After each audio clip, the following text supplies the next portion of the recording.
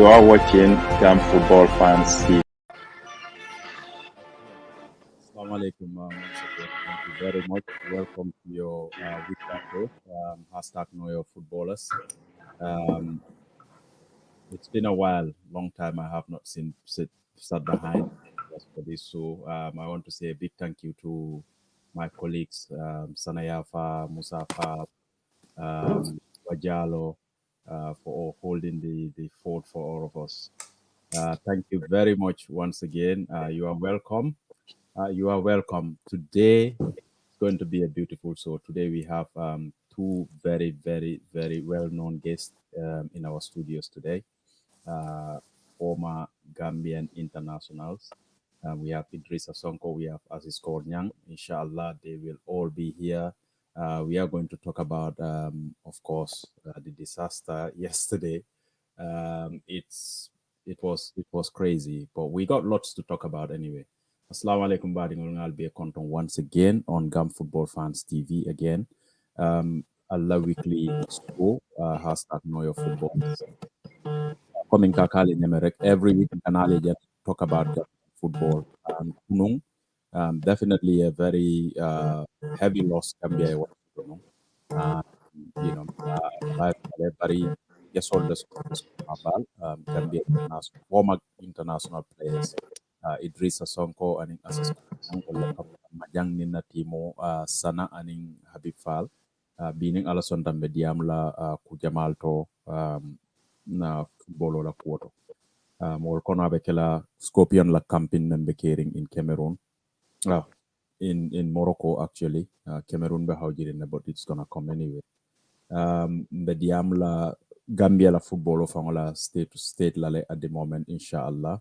Barjane be diamo mendila rek benna gesol fanambula lale to come in.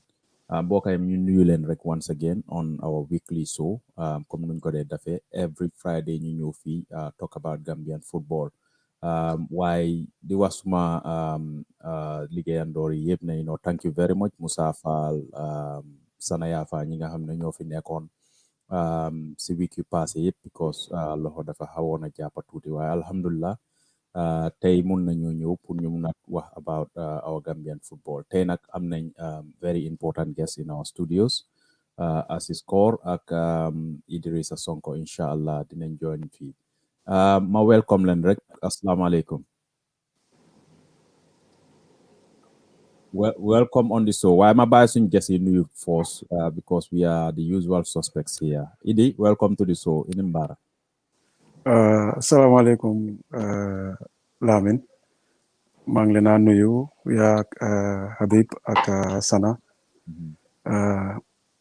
maa ngi leen a thank for this honoring us on this show tey ñu ngi leen a nuyu di leen sant di gis di wax seen di leen wax ne jaaraama si seen liggéey bu rafet bi you guys are doing so well. You are so concerned Gambians. Everything look baax safaan bi lay jëmale football bi kanam ak réew bi si loolu ngeen nekk all the time. So ñu ngi leen a wax gàcce ngalaama. Thank you very much for having us on this show today. Thank you, Idi. It's a pleasure having you as well. Aziz, welcome to the show. I'm not your mom young score because your mom it's part of you. As we can see, when you buy la rek nga nuyu ak suñu guest yi tamit. di wax asalaamaaleykum te di nuyu Lamin Sana Musa ak Idi di leen nuyu di leen jaajëfal di leen wax ngeen gàcce ngalaama si liggéey bu baax bi ngeen nekk di def waaye nii rek la ni ko yow ni ko téye nii rek am na one fine moom ñun ñëpp yow luñ bëggoon nañ ko am du gaaw nag waaye yow fu ñu jaar ñu continuer yow ñu continuer liggéey buñ bëgg a def mais inshallah yes Sana welcome Lamin jërëjëf asalaamaaleykum wa rahmatullahi taala wa barakatuh first of all maa ngi dalal suñu guest yi Idi former Gambian international and then presently coaching in the UAE if I'm right. Also suñ beneen guest bi di Aziz Kornyang di leen jaajëfal rek di leen dalal si show bi di leen wax ne tamit jërëjëf see honor invitation anytime to Nogeson Buntai. You guys are always available to share your thoughts with us. This is Gambia for us, and all we're trying to do is to play our part. You know, yen amun dara liñ leen wax di continuer di leen ñaanal rek ku nekk ci lu nga yëngu yàlla nga si yàlla may ndam inshallah rabbi. Musa. Yeah, once again, assalamu alaikum everybody. Ñëwaat nañ seen usual Friday programme bi comme ngeen ko dee xamee rek ñun dañ dee toppal li nga xam ne moo dee trend li nga xam ne moo xew si football loolu lañ dee discuss ba pare dañ ko dee wax the way it is. So tey moom am nañ a very very good people ñoo xam ne they were in the system spending seen youth time yëpp pour player Gambia from different age categories. So we expect to have a very good show. We will only ask the questions, and then we have Edie, we have Aziz. So we expect to have a very nice show tonight, inshallah. Once again, welcome, guys. Thank you, Musa. Musa, comme noo ko waxee rek tey moom suñ topic yi fu ñu neex ñu door, because we have 3 very good points that we want to talk about, and we cannot have better people to talk about this than these two. Yeah. Lamin pour ma ñëw foofu rek dëgg na important mooy foog naa ne these are 2 great individuals ñoo xam ne play nañ si national team bi to the highest level, and ñoom ñëpp nekk nañ a professional for so many years and then playing top clubs in Europe. We have no better place to start with our just recent concluded game. New sounds and thoughts about the whole game. So for the new program direct. Personally, I think they Nigel a little bit of a bad set. It could move on 2 folds. 1, he's a coach. 2, he was an international player. There's a saying in English: "He who feels it knows it." They have been in those situations before, and I think it's important. New daughters just concluded game, and then you sound an opinion on what definitely what is their assessment. Either on 2 sides, either on the playing aspect or on the coaching aspect. I'm sure we can get the best out of him. Fantastic. Idi kon ñu dooree ko yow suñ game bi démba bi moom jarut laxa bii du straight talk bi nag Wednesday straight talk bi mooy bu sana bi boobu moom lañ ko dee xaree rek ñu dem waaye bii moom at least foog ñu we have to talk about it, and tomorrow we have another one. Waaye yow lan mooy sa gis-gis bi si about the game yesterday? Well, anyway, just quickly ma jël the opportunity pour game a thank suma brother suma colleague mooy Jane Diouf, head coach Fortune. It was unfortunate bi mu ñëwee Gambia mënuñoo gisante si période julli la mënuñoo déggante tamit, because I've been so proud of him. Ne def na very well pour win that league with his team. Momo Asan man maa ñoom ñoo judoondoor ñoo defandoor everything, so maa ngi ko wax ne congratulations, nañ keep the good work. Gis nañ li gars yi def. It was so unfortunate ne gars they couldn't proceed against that Algerian team, but we are still proud of him. Gis nañ liggéeyam bi, gis nañ Asan lu mu nekk di invest in the team. And it's a pity ne xam nga mënuñoo am that financial support from the FA after winning that league. ñu xam ne ñu ngi war a dem proceed pour dem play that qualification li nga xam ne dina doon xam nga demale football yi Gambia si kanam. I think ne it was sad ne gars yi amuñ that support ak xam nga the guidelines pour ñu mën a dem ñu proceed. So maa ngi ko congratulate Jane, keep it up and keep the good work. Coming to the game, actually game bi démba seetaanuma ko live. Why? Because maa ngi doon am game man tamit yesterday ak suma team bi, but after the game la seetaan some highlights of it. But I think Lee is a learning course for us. Set nañ a big standard ñu foog ne we are there. No, things are just starting. Reality is coming now. So moo tax li xew nii is a reality check from the ministry to the to GFF to the players themselves and to the whole nation. Nii la football dee demee. Football nii la dee demee. Foo ko doon expecté foofu la dee jox the reality check. So now I think the whole nation we have to stop and look at ourselves. Because li tax ma wax loolu mooy there is a lot of negativity going around since being qualified. One, being qualified, after being qualified, that issue of that 11 million being president be jox players yi, inviting them to State House ñu bañ a dem ak xam nga bañ a jël xaalis bi. The second thing mooy li nekk di xew biir GFF si boppam. ñoomi neen xam nga there is a lot of disappointing stories among themselves nga xam ne génn na si lifin bi yëpp si country bi yëpp ku nekk xam na lu nekk di xew. From there nga ñëw si biir national team bi I heard ne xam nga there are some divisions. I don't know how true it is. Why you could see that on the pitch yesterday. Football do they fen amul laha. If there are issues when you come on the pitch di ngeen ko gis. Te I think ne loolu feeñ na démba. The last thing mooy how to call it naka la tuddaati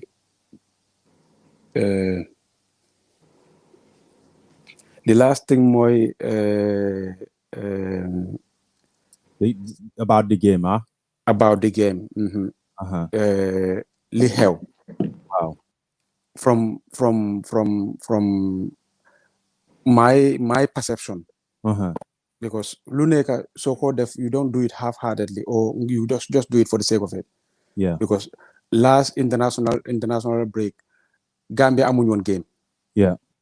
I don't know for what reason. Money.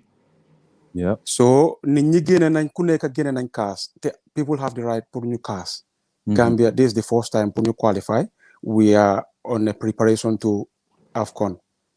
So I think that every international game we should make the best use of it.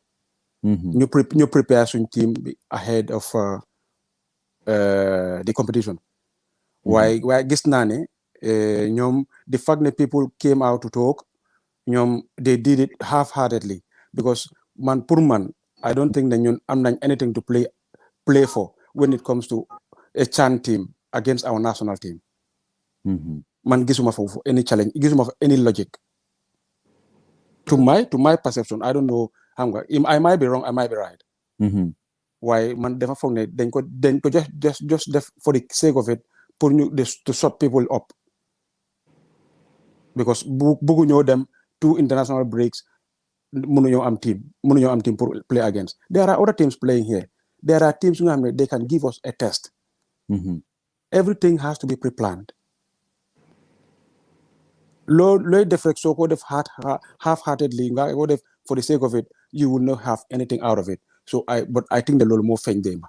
Because man pour suma opinion even though loolu warut a am because national team if you are representing your national team you should give everything.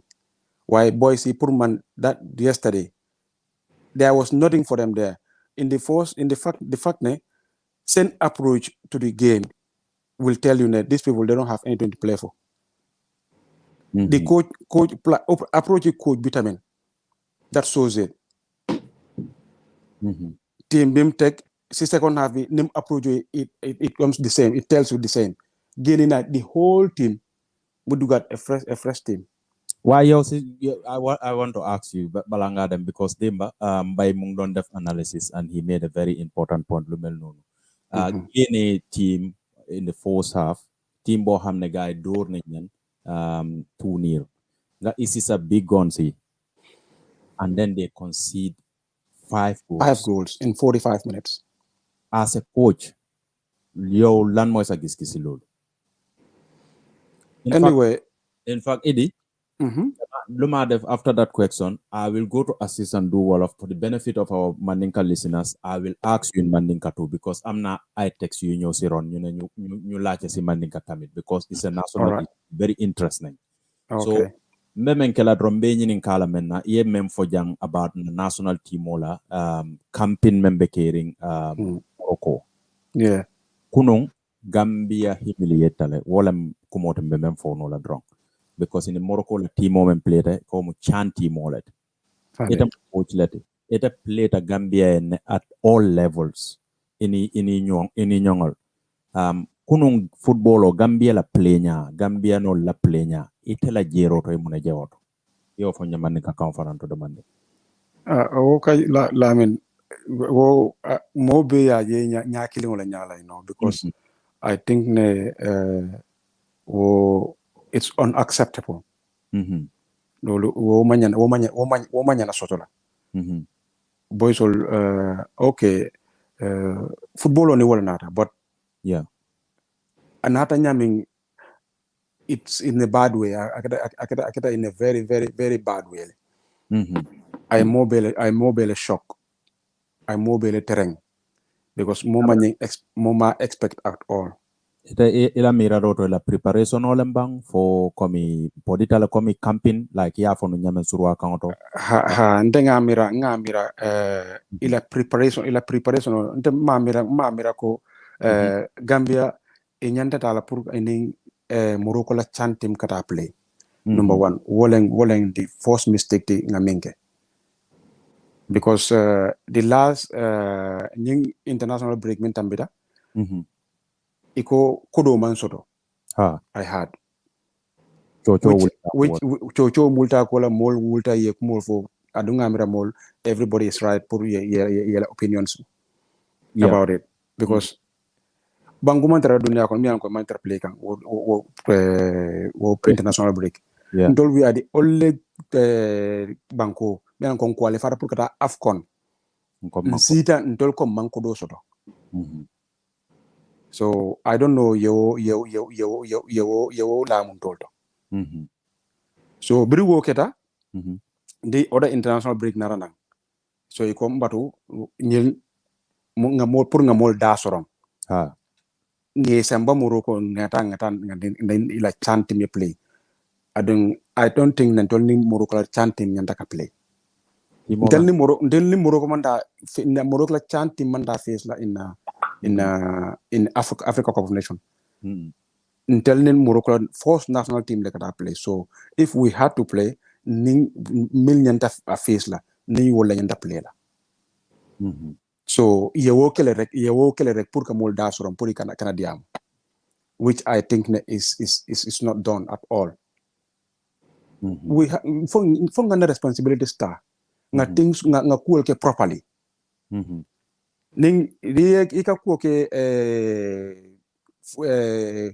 fla kono hakel flo hon ibuka na feo fene soto je te wala nata soto kuno and problem wal mem fanambe caring around ministry between in FFT mo and in national team kono wo fana yaita dinna ko sa fonse si ngam fango jibe ngam fango tembo jibe ngana kuol taku ado footballo anin ku jama bukata bari idi of ne sono man jamfa ntol ngat jelle soto kasi kanyim be jibe tan katum membe kering o nyanta jibe la ko anu of ne son wo mu January lem for February ngamune soto we are in October now November ka wala in December wo mu election time multi Gambia January nga wala soto game all that. I think denga mira wala from entol distract right now. Yes, well, it's part of the things me anko distraction na fenane because first of all ministry emang FF tal emang interest sort of football or quota no ye fengo ye political tamende sign sign be parentella na GFF all na executive on maybe mo be patiel kono be damento so mo be concentrate the world mo malum be caring mo man idade ke football o koto say i bebe political kono problème men fana be GFF executive for ida maltema I mean asiata and it's so embarrassing ndenga mira GFF ning political member GFF executive of GFF it will ning political nyande ko la dira if I am right FIFA mo allow but it won't Gambia all of them momo ye hands to in a political party so momo be concentrate the world and if angol dam mal la problème aning ñim filo la ko ni ñi kodi ko membe efe kono intel ko mbe mbulo kono asiata atambita siala idi woto ngamrantol nga kujamal soto mementa mandila babaw nga asif soto jam afana ndundi nan domanding min kala opinion wala den sina sananing musafa nan kam Aziz hamna ne yangi busy fu nga nekk ni yow yangi busy sa gaay waaye ñu bàyyi la rek yow nga jox ñu a quick analysis of game demba bi because gisoon naa déggoon naa seen analysis yi tuuti waaye mënuma ko déglu all waaye yow demba loo gisoon si pitch boobu noonu yow lan nga jël si game bi demba xam naa ne seetaan nga ko ma seetaan naa 4 minutes 1 ba minute 95 seetaan naa match yëpp laa seetaan in the first place lu ñëpp doon bañ loolu moo xapat loolu leen doon bañ pour ñu play ak Under 23 chanting anything yëpp benn la loolu leen doon bañ moo tax in the first place war ñu woon na ak player team man xamoon naa suñu player gars yi suñu player gars nañu am problème loolu dafa nekk yëfi xale am mag waaw dafa nekk yëfi xale am mag so loolu noonu daf ñu gëtën ba pare ni nga gis ne Demba number one ñu ngi play ak Under 23 coach bi man bu mu njëkkee approche bu ñu njëkk a am dafa ñëw mu teg ñetti six la teg ñetti midfield player Jaguar Soxna Ibo Adams ñoom ñëpp la player ndoor ba pare mu teg Steve teg Badamusi ak yow ak Lamine Diallo I think ne moom match bi Demba bu moo start mënoon naa start ak ñaari six at least mënoon naa start ak ñaari six yow ñu gën a offen waaye mu ñëw mu defend gars start yow ñu jël first goal bi dafa po suñ defender yi mënu ma understand defender yaa ngi play ñu léegi big player bul nangu ball bi kenn war defender sax wala nangu ball mu jàllale ball mu jàllale sa gannaaw goal yi score tri ko tak yëpp dañuy defender bi dañuy taxaw ball jàllale sa gannaaw gars ñu score gis naa ñu bëri ñu ngi jëm a blame goal bi doo ko blame because goal yi ko score yëpp man 7 goals yëpp mënu ma see wane benn goal yow mooy yow benn goal sax faultam la ñu ñëw second half bi ñu ne isi ngeen suñ big players yi ñu ko yaakaaroon mu isi gars yi after match dafa dem from bad to worse bu ñëw ñu duggee tamit yow nga ñëw first ball yow guys score bala ñoo gëstuwaat guys score yaat lu ma gis démba respect gu ñu ñoo playal respect gu ñu doon playal amuñu team bi match bi ñu doon play démba amuñu woon leader. There was no leader. Ben leader nekkul ci biir fii démba kenn mu la wax ne benn leader Ibu Touré laa gis ne Ibu Adams laa gis ne moom moo fa nekkoon although moom caaj la fa nekkoon daw caaj fii players yi démba seen body language rek daf laa woon ne there is something wrong ndax loolu fooguloo ne ak ñu ñoo playal la parce que kuy prepare pour mu dem play African Cup of Nations nga creatal ko camp pour mu playal CHAN 23 bi ndax loolu tamit Kamin wax naa ko ma ne buñ play Under 23 mënuma understand lu tax waaye afterwards xam naa lu tax mu ko leen dem gars yi yow gaa jox ñu free accommodation jox ñu yow gaa jox ñu everything gars yi tegal ñu ko condition ne dañoo play seen team boobu noonu by force gars yi amul gars yi def loolu waaye dafa ron waruñu woon a play ak loolu noonu it's high time ñu bàyyi di play ak ay Under 23 why not yow gars yi defoon yow fekkoon noonu la yow gars yi defoon team Gambia ñu bes selection si ligue bi yow gars yi play ak ñooñu noonu it's much better than ñu dem foofu noonu ñu play démba lii di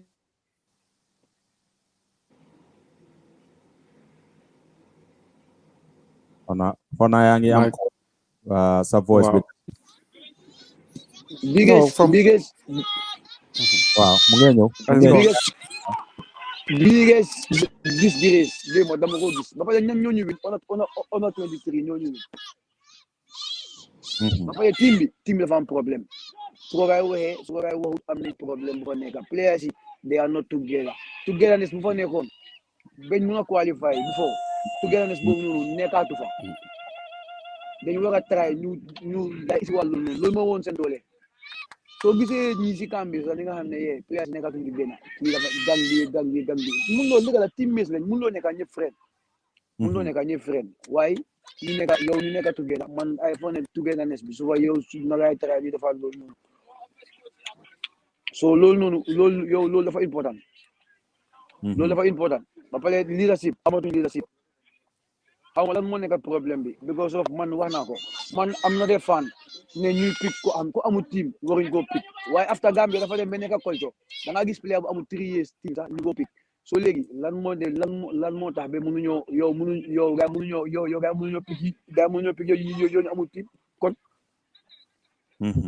there is more than ne nekkul ne am ñaata team la man dama foog na ne there is this politique a fa nekk yow ñu demoon di waxi xaalis bi waxi 11 million bi loolu moo tax nangawutuñoo pick gaay te su fekkee ne loolu la loolu noonu is not done.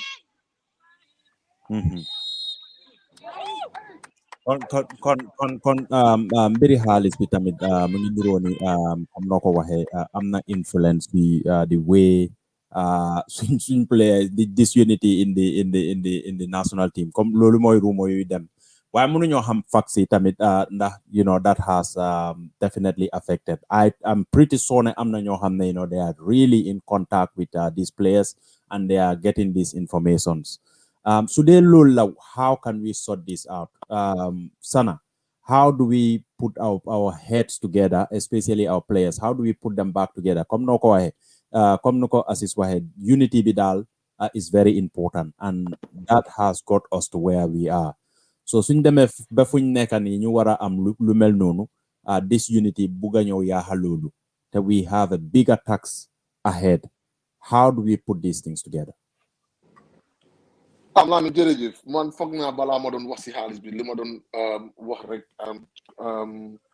li ma bëggoon a dëgëral rek mooy lu assist ak lu di wax man bu ma seetaanee game bi démba my personal analysis was it was a fragile team bi dafa fragile in a lot of sense so bëggee connect the dots it's all gonna bring you back to the team spirit bu team bi musa am that is not there anymore. You haven't seen that. I wouldn't talk about the tactical discipline of the players towards the game, and I think factors body cause Bena. The fact that we play as a team that we are looking low onto them, that they are under 23, and we are a team that qualified for AFCON could contribute. Two, there is no teamwork gisatuma teamwork more than gis team bi and it talked about the leadership, and I'm gonna say this: you wouldn't look around the team for any of the 95 minutes that gives a single leader on the pitch. You wouldn't say it. It's not fancy set a game on a different angle, but football then a whole football on different angles. The fact you body yourself said, I feel very, very sorry for the goalkeeper. I feel very, very sorry for him. But there is no single goal for him. Which you gonna point fingers on him. You could have done better. The defense was so fragile in a sense that.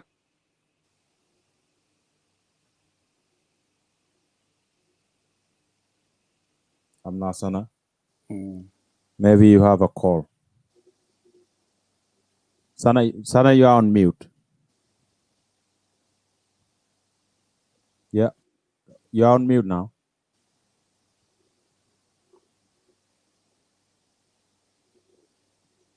Okay, Sana's mic, Sana mic am bidem na mute. Maybe the farmer call. Sana, if you can unmute.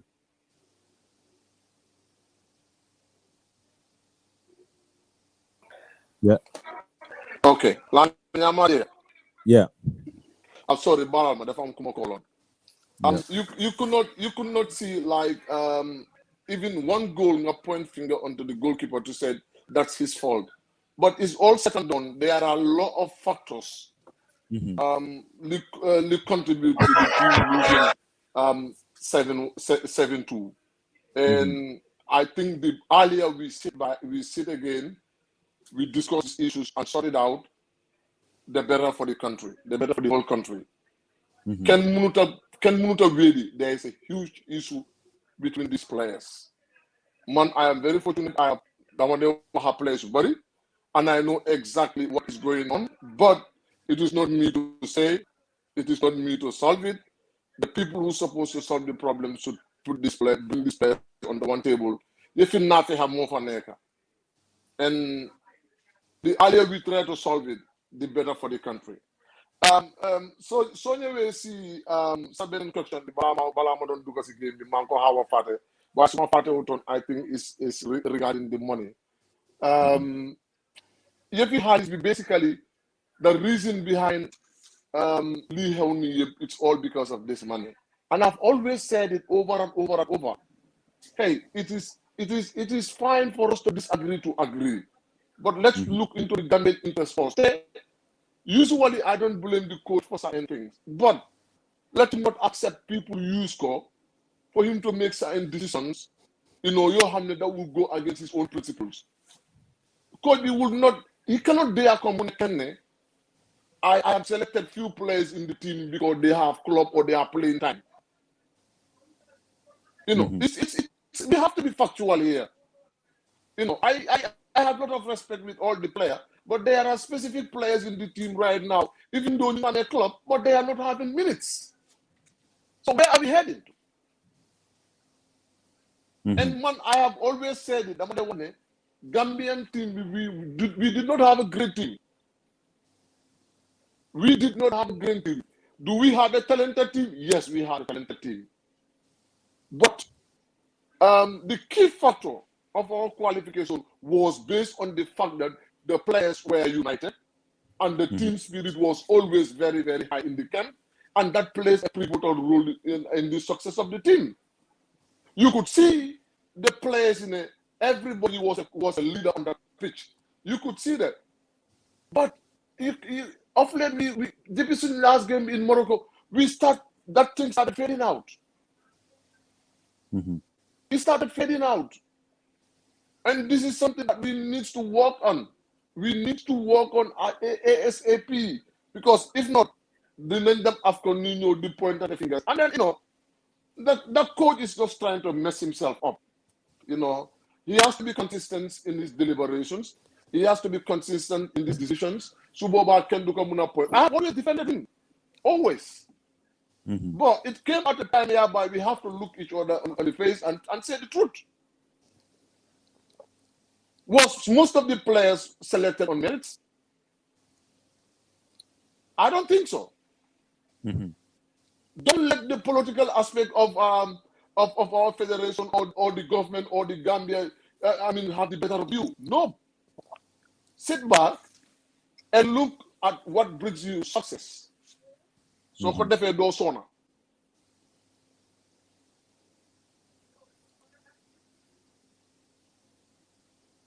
Okay, thank you very much, Sana. Ma bàyyi Musa rek Musa tamit duga xam naa ne moom démba moom amoon na ñoomin kadina. Musa démba moom Yeah, he was the first person, posted tough. on Facebook, and I was like, okay, this is not going very well. Even though maa ngi doon liggéey ma seetaan affaire bi at 5 I was also giving up. 5. No, I could not watch. I didn't see the other goals. 5-0, it was enough for me. I could not go. My heart could not contain that. I just switched to YouTube, and I was watching something else. It was unacceptable. And we saw it coming. There is a lot of noise coming out from that team. and nobody is doing nothing about it. And the fact that our authorities gave this coach so much power, like he is the best in the world, is still something long I don't understand. For example, my Sangdong Mungi travel with the under 20. Jigin, girls under 20. Sangdong Dena Benit. I think it was better you am Sangdong in the national team than you go under 20 because there is a lot at stake for the for the national team as of now than the girls. Girls are young, they're coming up. But Sangdong Dena Benit. I would have loved to see Sangdong with this coach. This coach is giving so much power. Man, I don't get it. He is not answerable to anybody. Because some of this mess will happen yet it could be avoided. I mean, Munuma resist the point. But I can tell you, I can tell you, he cannot be answerable to him because that's never been his responsibility. Yeah. I'm not Lulu. Why you know mom could be you know sign. So has they coffee. Mom pay you.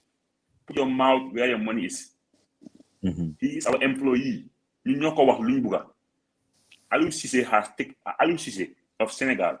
The number of matches you lose is 5. For many years, 5. You win a World Cup, then a final, then a semi-final. We not extend his contract 2 years extension.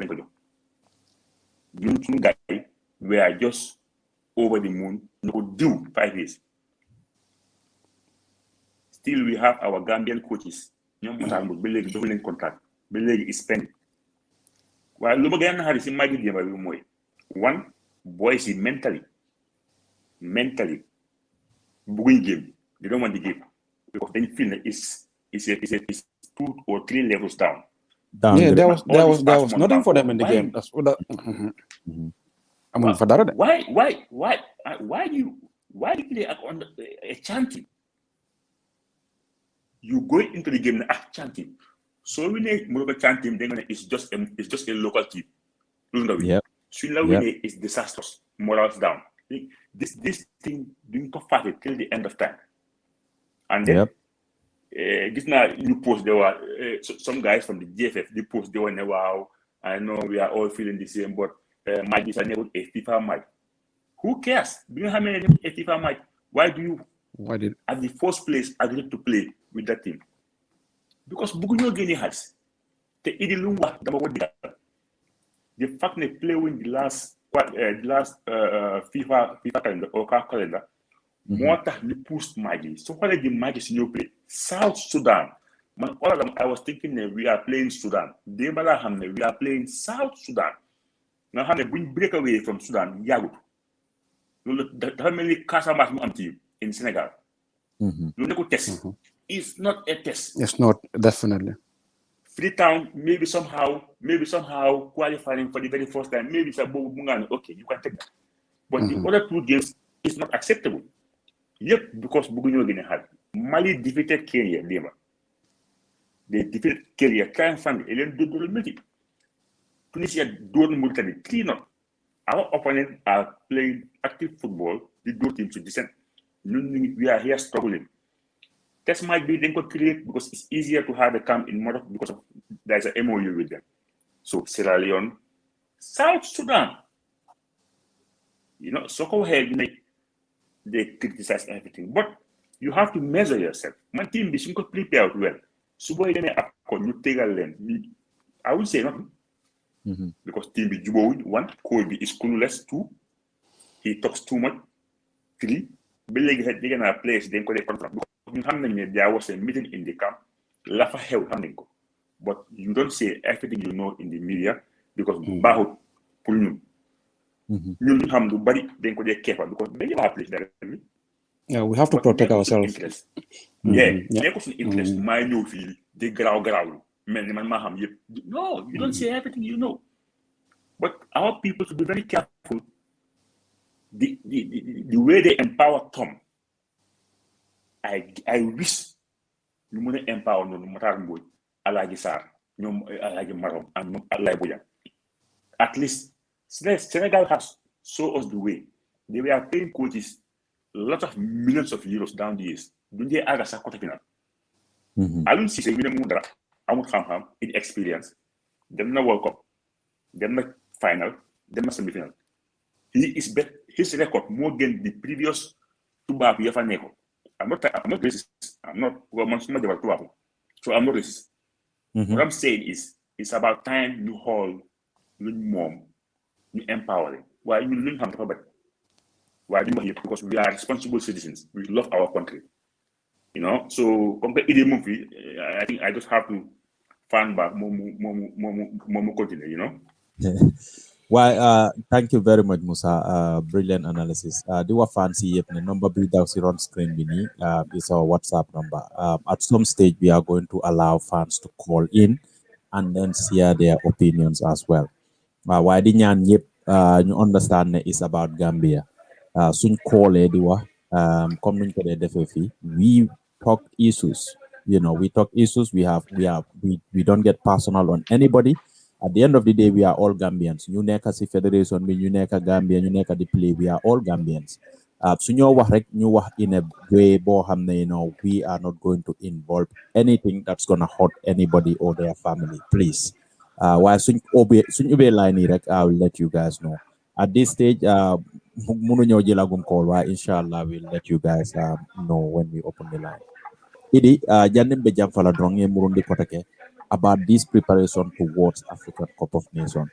Altol ning menu aliye menu tra football okono aliya katale kapuka Gambia tamini no katani stage to.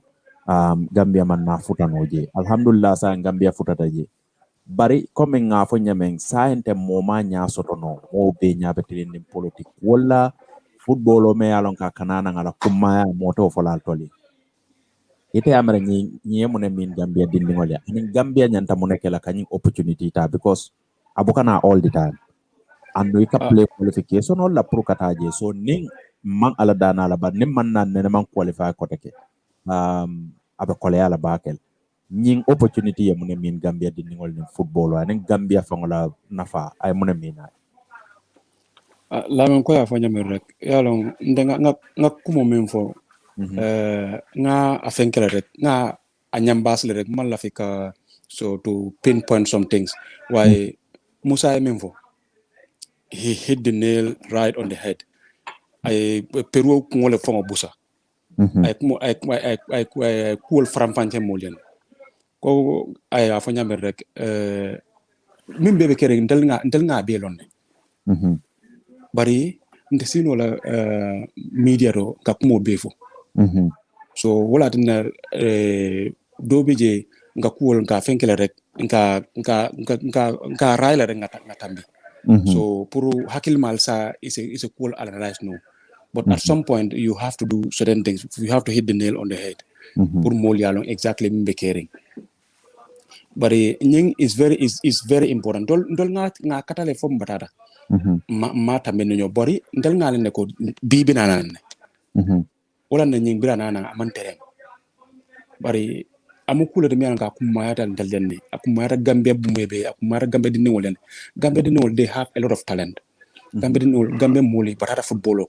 ko tole ning alay nyin na fe nang ani opportunity we have to make the best use of it milbe sirin na football ko ngoto ila individual interest ikana tambindi let ye balafa dindingole e balafa Gambia dingole Lamin we have a lot of opportunities right now mi yalonko asi Gambia dingo be nafale bari nimma amaraku nimma maraku billahi nyina bikere na sinya foloti nyina bikere na sinya la bangi ni aje ngawofo bi min kono ten ne wotano man rappelé la Gambia dulato no mbena ponto do mbena woto nzo bula yala football ko nyi mbe fana mbena woto so nyantale nga ni landing na do ko dulato nga do ko ke pour so makama yeah pour nga legacy tun koma ye do ko ke dula ye ku ke je ye ye la ye fentu je ye ko di ida dimbal nana e ko en ko alpha le nyin ke jam alpha le nyin structure lande jam wo mo yo diata back it. Gambia is high time now try to work on legacies if we are leading somewhere bari mol min be tambitan tolla nyin Gambia JFF iba kontela le ya fo ngo mila ngo ye nyin structure lande jam momin ba fle ngo okay intele nyin structure lande jam model na nga ya continue aman soto bari ni aje woman soto no because the infrastructure stage yeah you know asembo tenunje bari bi asembo bi jele kodo kanane na kodo kaduna na nyimban ko kana about football ko wala bari mo buka lo ne fon kodo fon tara dami mo mal football bukatano abukatano kodo koma yeah abukatano kodo kama wo is something mi alon ko nyanta nga haklo to baake adun gambenol ntol wo man ko kudin ka tama minna mo man ko kudin ka tama minna nyanta haklo to baake le no definitely yeah that's something we have to always think about abarka bake idi Aziz ngaje ko busy rim bake la Aziz hamna ne yangi tanga si line bi hopefully same game bi so ma dega I don't even think ma dega fum nekani why hello Aziz football dafa am doole blood so dañoo continuer Aziz dinañ ko may time waaw loolu laa gis mane waaw dinañ ko bàyyi Aziz dinañ la dugal later because we have extended last okay we'll let you finish that game dinañ la dugal just hang on there rek dinañ la dugal anyway mbemil la fa laje lamen wala when it comes to na place wala ko wala nde I think ne mbuka la fika dungo to ko baake bari me advisement di la wala ko there are some people mi alon ko they are naturally gifted in leadership kakol nyato kaya wo mutonya hadama yakono fon wo bijel yeah did we just lose him okay I feel him for idilala drong hopefully he's gonna come back yeah I'll send him a link again and see if we can have him back again Badingol, thank you very much. We are talking about Gambian football. Kunung game moment keta analyze and our next point is going to be the preparation. Okay, it is back. Baro. Welcome back. Baro. Is the number on the screen on WhatsApp? Yes, this is only on WhatsApp. Whoever wants to call this. Somebody said that it's not on WhatsApp. I said no. It's on WhatsApp. In fact, I received a call just now from the same number. But like I said, we haven't opened the lines yet. We'll let fans come in later. That number is definitely on WhatsApp, unless if I have a mistake on there. But I'll cross-check that. Idi. Yeah, double check it, please. Yeah. Kuma balema kanjang about Gambian football. Altolia kele alba kono hanibi albedo wala kono. Munafango natila Gambia altoli oje junal no ndol ngajal ko ngal ko bibina la no adung nana that we have to preserve it well yeah you know nga deng nga nyomuta because eko jama wala kasembodi definitely ndel damalem whatever the case may be in the Malabana Asira Nyokan. Yeah. You might be playing those that are playing on Barcelona, those that are playing Real Madrid. But at the end of the day, Nina Kareb and the Baby Nasi La Gambia.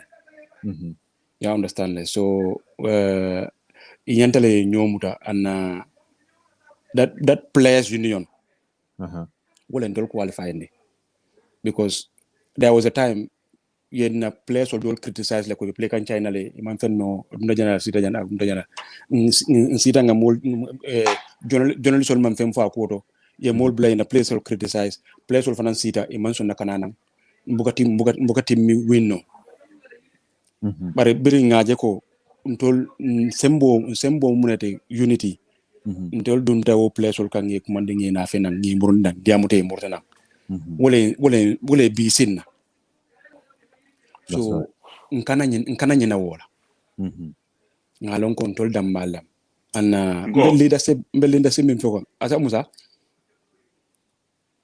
Pamodi Jai is asking a good question, you know. No, dema buga when we will see you in the national setup. Wakona do yaga. So mom unfortunately sa mom affaire la buga ñew. Because okay. ndolna tala commencé ñun mom ñoo because ñun bi ñoo jéxal ci la ñom he has a lot left in him.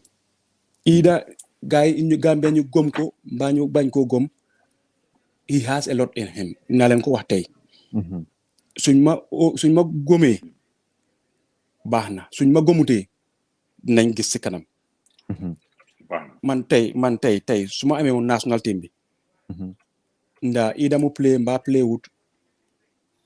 Suma ko yebu sa su deke do play su do play sa dina ko I will keep him in that group because unity bu am ci team bobu nonu yep is his absence.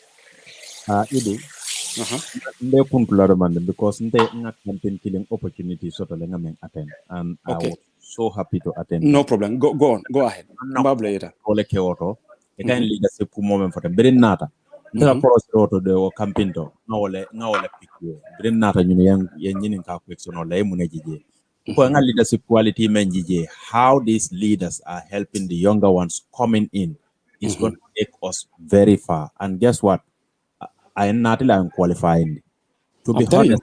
Nga leadership ja nga quality jalale. I'm not. He has it in him. He has it in him. Exactly. Nga jela ka gal tete nyameng. Ake mako nyameng. Abe timo kono nyameng. Ila campaign was just amazing for me. Looking at them like it will make a timo kono nyameng. Kau dindi malke tete nang kanana. So I just love the lot of bambandila drone. Komi leadership ala bukadi mobile. No, bukadi mobile. I'm telling you this. I'm telling you, even near players or Nyenenka. You know, Lamin, there are certain issues katara team okono. Manager buka abondinoje. Yeah. Team president, team executives buka abondinoje. Team manager buka abondinoje. Coach buka abondinoje. Yala neka mune ke abondinoje. The leaders among the team. Yeah. I will tell you this. It will do until we had it, yeah. Son. It is the issue. Like I don't want to come to that, but the issue Mimbije is there is a power struggle in the team. This is what I'm telling. I have always said. Try to solve the issue before it gets out of hand. Yeah, you see, Gambian they don't understand Lena. Players were together until we qualified. Money came up. Yeah. No, we didn't qualify. So all they try to exactly. do is to break this thing. You know, because the truth has to be said.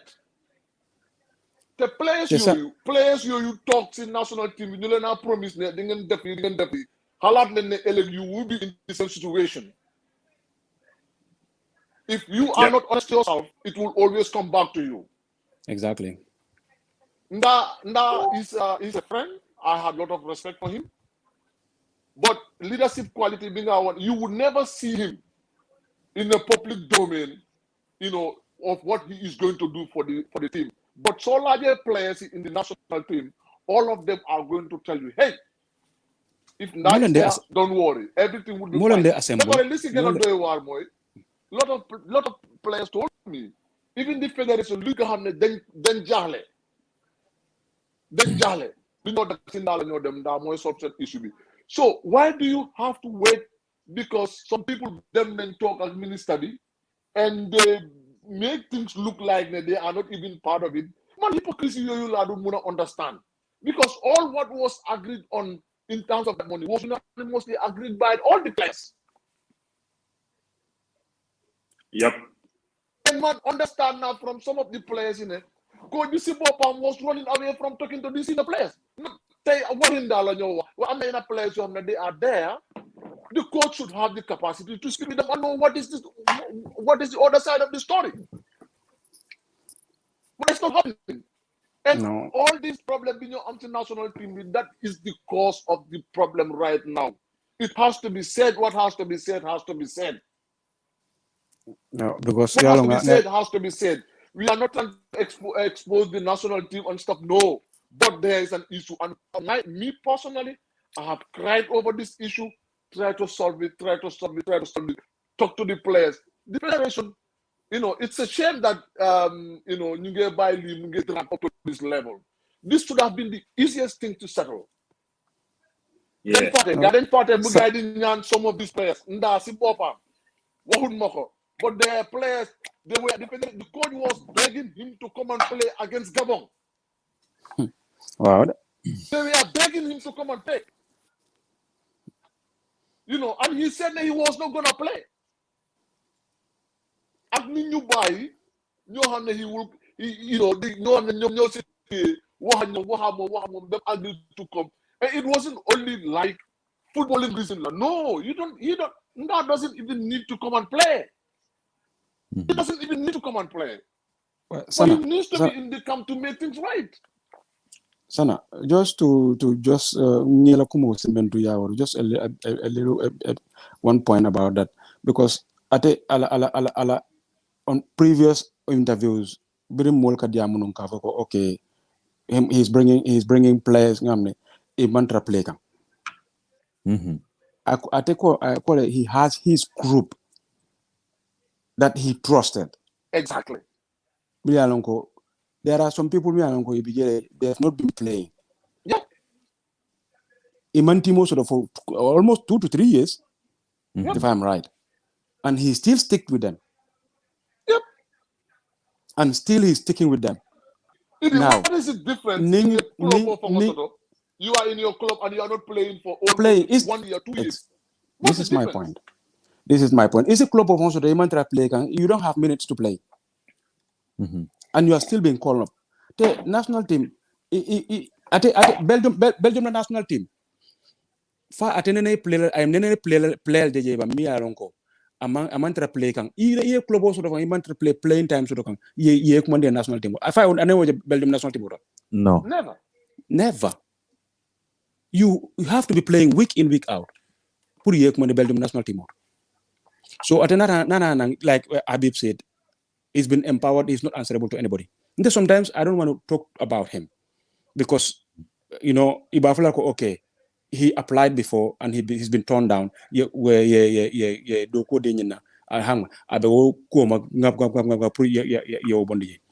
not the case. You understand? Yeah. So that's the difference. You understand? That's the difference. Nadia It's our country. That's the difference. Belgium. No. I will always be a Gambian, whatever the case may be. You understand? But he's gonna stick to I trust him either they're playing or not. So now Ning Ndala situation nana and Toldo Fana is there. And Timber. Toldo and Timber is the same thing. Yeah, and Timber. I think all those people, he should have been stick with them now. But if you look at statistically, let's now look at our national team. How many of our players are playing in the top club and are playing week in, week out? It's limited. Let's look at it. Most of the players we are not talking about is probably Musa Barrow is playing week in, week out. probably Steve Tarawale is playing week in, week out. You know, Ivo Adams is playing week in, week out. But some of these The players, rest, Omar. OJ is playing week in, week out. Have they completed even 10 games in the season? 10 substitute games in the season? Yeah, because during the posting about Ali Sow la Kuala. We pushed about Ali. He's doing well. He's to be called. You know, that's what he said. Strikers we will stick with them. So Yeah. Ali Sola case. Assam is doing well, but others, you know, I mean, but I for one, I defended him. I said, look, if you give a coach a job, he has a responsibility. You have to respect his decisions. Yes, if you ask me my personal opinion, I will pick our players that are playing week in, week out in the national team, and I stand by that. That's what I'm gonna do. But I am a Tom. Tom is Tom. He has to choose. Everybody has your own philosophy. Hands down to him. Those players, we are not playing. Those are the players that give him results. Hands down. Anyway, coming back to that leadership issue. Musa demal after Majekali. No, go. No, demal chip in. No,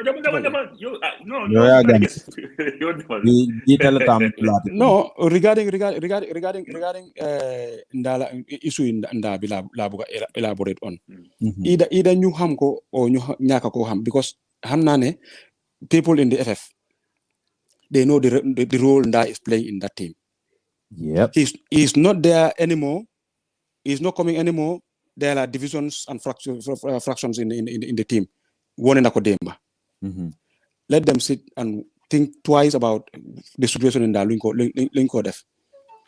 Munyaka play. I think that he should be in that team. He deserves to be there. Because Munta take life on the line. Till you qualify, you make on this stick on other players. Amun one team. You know they go make as a victim. Like, okay, amun team more than go. It's unacceptable. That's right. Doing them because players you know, division buneka sendigante. It's only him who can work it out in that camp. I will tell you this. Yeah, it's only him who can work it out. He is the only one who can bring them. Who can bring them back together. Either you believe it or not. That's right. If they don't bring him back there, I'm 97. Yeah. 97. For now, fans he cannot wait because it's been 3 weeks. The fans have been telling me they want to call. They want to. I want to add just a minute. One Please. minute there. I have a caller on the line already. Yeah, because yesterday. Yeah. Go on. Okay, take it. Take the caller. No, go. Yeah, Musa. Take the caller. Yeah. Hello. Yesterday, bu game bi jee man nekkuma si camp bi. Man nekkuma si camp bi. Waaye am na clear information ne. Hello. Even before players should be out for dinner or lunch. Then they spend time together. But lately, so guys like it, then they disperse. Lolo is worrying. That's bad. Hello. Hello, caller. Yeah, Madiga. Wow, Jerejef. Waji, welcome. Jerejef, thank you. I sent show me mom hola. I'm going to read it, man. Welcome. Hey, that boy. People like Edie, we're going to be here in your assist, you know, it's going to be really substantial. That's right. Yeah. You know. But I had them fat so got a famous may and call it opportunity. Mongo. I'm happy Bala knew that didn't like just Sunday, man. Sunday mom thing I'm gonna you know. Inshallah. Yeah. Yeah, why man Lumabuga add like more that Gambianism in us. Yeah. You more something catastrophic happen, well totally embarrassing, but I knew muna react. Yeah. You know, why can't we act? We seeing things unfolding. Why can't we act so that any cause stop from happening? Proactive. Like we always wait for affairs to couple. Balanyu soga push to make sure that embarrassment like this do happen. It's sad. You know, a lot of people saying, okay, test match la. Some people are saying it's two times champions in Africa. But do they realize when you're doing something, you have to set standards. Yeah, exactly. Standards. Even current African champions, playing a new 2 leg, they could not do anything to us. Winning you. So to go back and lose to a Chan team, people have to react to that. Yeah. No, the same people know how many Scorpions win the over backward Scorpion. They have the right to show their frustration. Yeah. Even Coach Obama said this was very, very disappointed. Why also we have to emphasize Coach B at Team B and Company B, they took this game as the least challenging games in Camp because so whole formation and be at line of Bambi. He was saying, okay, game B Bokanas Budu Ginamiti, Harama Johni chance. I feel like the team with Corona again a balance. You know, Mauro at Serif Sinyan must play together. You know, maybe today I'm going to get Serif Sinyan in Senabag, maybe Mixco at Omar Koli. Today I'm going to get Mauro in Senabag, maybe Mixco at Omar Koli. Then second half, you said Nakala. You know, the same in that midfield too. So Fekene Yodangabuga is Ibu Adams. You know, because you need to partner ball playing midfielder at core hamne hard working, more force quality. Exactly. You know, Fekene low lane bugon. But I mean, just to your kasi and low and what? Giga Kama lu dangerous. Kama lu grab. I know you guys echoed it several times here, but if you look at Timba Mojo at Nda, these three played so whole a minutes they play during the qualification. They played the most minutes. Yeah. They played the most minutes. And then looking at funny more during that time you have I was saying, boy, Nda Magla, Sundamebe Amhalebo Hamne, One Mako Sumahale Mako Upper Profit. That would happily sit on the bench, Coach Halebi Mudan. But we need his presence. While at that we were saying Nyomda Maglen, Nyomo Joe Maglen, Nyomda Amun team, Nyomo Joe Amun team. The coach stuck with them. Yeah. Because he knew how important they were. Yeah. So why all of a sudden you just drop them with no explanation? And if you're gonna come around and tell us Amun team Mota, we would not buy it because when we were crying that this guy's Amun team, you stuck with them. Yeah. So at the end of the day, is karma coming back around? I say karma because this poor kid that played in goal, I'm glad what's the name? The kid was very unfortunate. Most of his goals is not his business. No. But what the merits? How are we picking these players? Poor kid. I'm not hitting on the kid. I'm just saying he is not ready. He was not ready. I don't see the merit where you can drop a mojo and bring a kid called Hamne. Club team and they are struggling. You know, also club team form is very important when you go to national team duties. The kid is receiving 7 goals, 5 goals. Obviously, it's not all his fault. Defense line is not helping him in club level.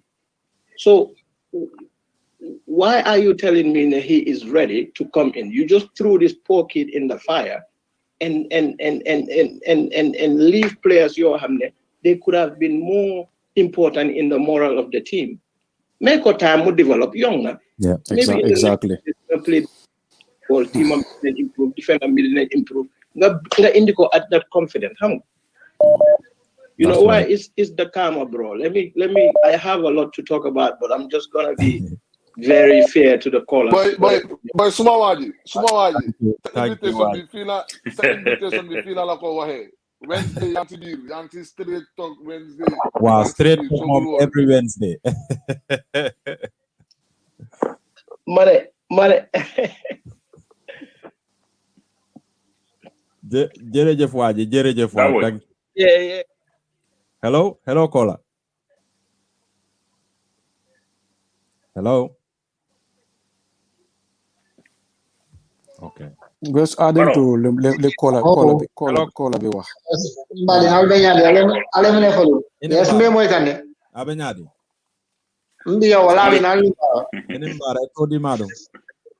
Como Seni Italy. Oh, Seni. Lamin famo kala. Famo kete nimbare benyadi. Alhamdulillah. Welcome to this caller do fanan so caller man ka call ke Gambia or Senegal. Bala program la moy kanne and then nalon ko is the right time punga diamu. Yes, Seni, welcome. Maningol ko ni kuma ta juna. Ah. Kumo kalaba kende ali. Yeah. But lamin kunu min kala to den ma funu moy nak. But after that naka ni understand. Naka kuki no understand coach la second half formation on minto.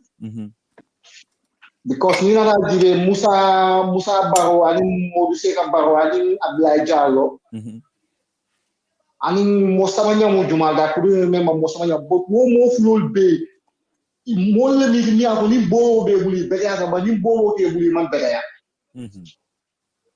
So ikayo ni bo move ni na Maro defensive line o diga bo kuma de ni bo start ka game play rek na candidatel mo sabora and midfield la. So now you go coach la partnership ni la second half partnership. All the first half team will play there.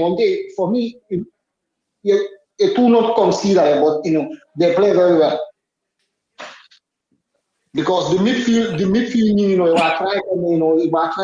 to close with to match with the Moroccans. But now the second half, game okay, goal consider Lamin. No, more understand no.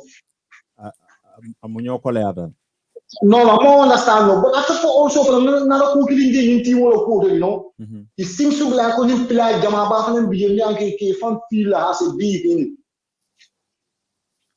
Mbole jibe ka jeno because na jibe no play ka bula Moroccan no ka nyami ka tami no ka nyami no. But when the dintel ko ba jigi in team or kuno second half team will play na ba jigi is Ibambu maybe 9 or 10.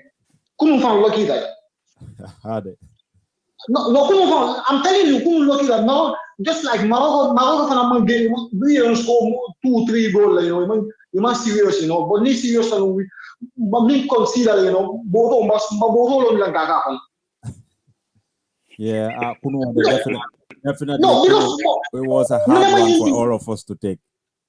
No, never mind team o in place you have found. Can ma understand? No, nimbo we be onko Gambian ole akwasi. New starter ke we want to more ke da bobi. La me afo call ko I have shut down. Time. Ponya because Paula do fana Seni line o better. Abaraka line o because stop. Line o be hot rina kunu was painful for Gambian football. Hello. Yeah, it's definitely painful. Boys will blame them. Hello, caller. Hello, assalamu alaikum. Wa alaikum assalam. Alni mbara bade. Yeni mbara todi madung aneka call keme. Mbara. Tijan. Nas Tiju. Oh, okay. Nas. Welcome to the show. Yeah. Welcome. Alni mbara. Yeni Yeah, I'm mbara. content about it because I am a keen follower. I know. Yeah, and because like muna nankal follow back because all platform you understand you hit the nail. That's right. What Yeah, I understand because Gambia football fans. Yeah. The problem is this hypocrisy in Gambian football and in this kabudu. We will never excel in football. It's affecting our football seriously. Yeah, I understand. Nin GFF mbadi amulale for 10 years mbabla, but nim pangol man change, especially the stakeholders and in the journalists all. Because they are the people who should hold this FF accountable. Yeah, I understand. It's only the case scrutinized. Yeah, but ni tol man ila role ta ko be dogo la wol noma because of stakeholders all. Yeah, I understand. It all ila kebaleng. We will never go. Let's take Gambia force nyanta college ni la keba ya kuke mi alonko is wrong afai I criticize because Gambia is bigger than all of us. That's right. Yeah, I understand. Mbe na keba fa dan idi dala dia mo moy ba ke don content dala dia mo tole. Yeah, that's right. Yeah, but mbe tol fanam blame lale itol mun na kebal leti kabin tol tindimbe follow kan itol jato wol itol jato wol sefo wol you understand true yet Tonya they did a lot for Gambian football you understand but ye bulo bula dame wala minti fanan you understand itol fanan de Tonya le dindi ngol tetele dindi jamal ma ko le you understand but all those na legend soul what did they do for Gambian football what investment did they do for Gambian football no fair play yeah individually they are supporting teams but I think they should come on board you understand ne jembe nyum problem o be face kan you understand ite bana bano inka nyewo muta bana nyewo muta la ka ko ke truck drive oti okay, no fair play. I don't okay. They are open to take all these things. You question all the time and before. Absolutely.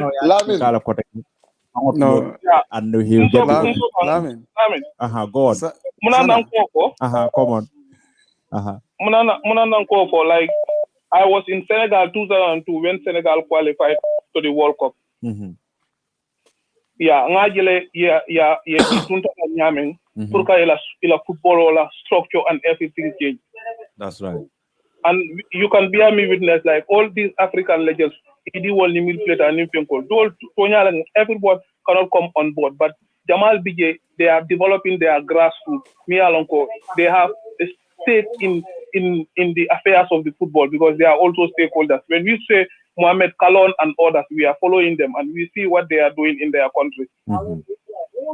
Yeah, if it's not late, they can still come in. Because I see no Biko, and in Biko investment okay, he can help grassroots football to develop. He's a coach, and I don't know 100%, but he can help in their understanding. Football is a big industry. He can be selling players. You understand because he have that link that contact me along as a player Jamal Mafoino. You understand? Lano bekandrim bake la baraka ngamra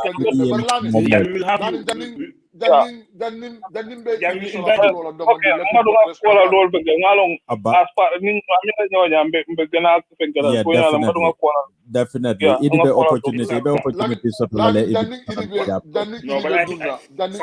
to talk about this issue.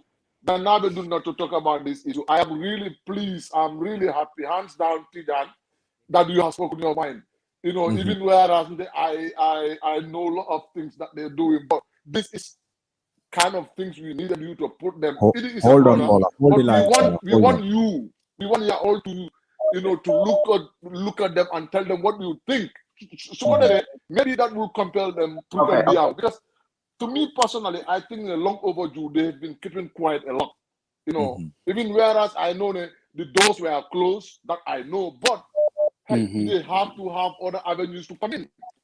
That's right. Thank you very much. Another caller on the line. Line over the mensan na geso sa mantra o mutanokan because it's been 3 weeks na fansol den no me perform a line. Hotline man. Hello caller. Gambian Football. Hello, Mr. Barrow. Yeah, hello. Who is calling? Where are you calling from, please? Pamusa, Sweden. Pamusa, welcome. Another big fan. Yeah, Manglena ini ya Mr. Barrow. My brother Habib. Yeah. Wow. Thank you, bro. Thank you. Welcome to the show. Temom affaire football day Babylon Donwa. While line the fum nekani mungi tanga torop. Everybody is calling. So ñu bayyi la rek nga duga straight into the whole thing. Su ko defé yenen call ay tamit ñu mën leen may.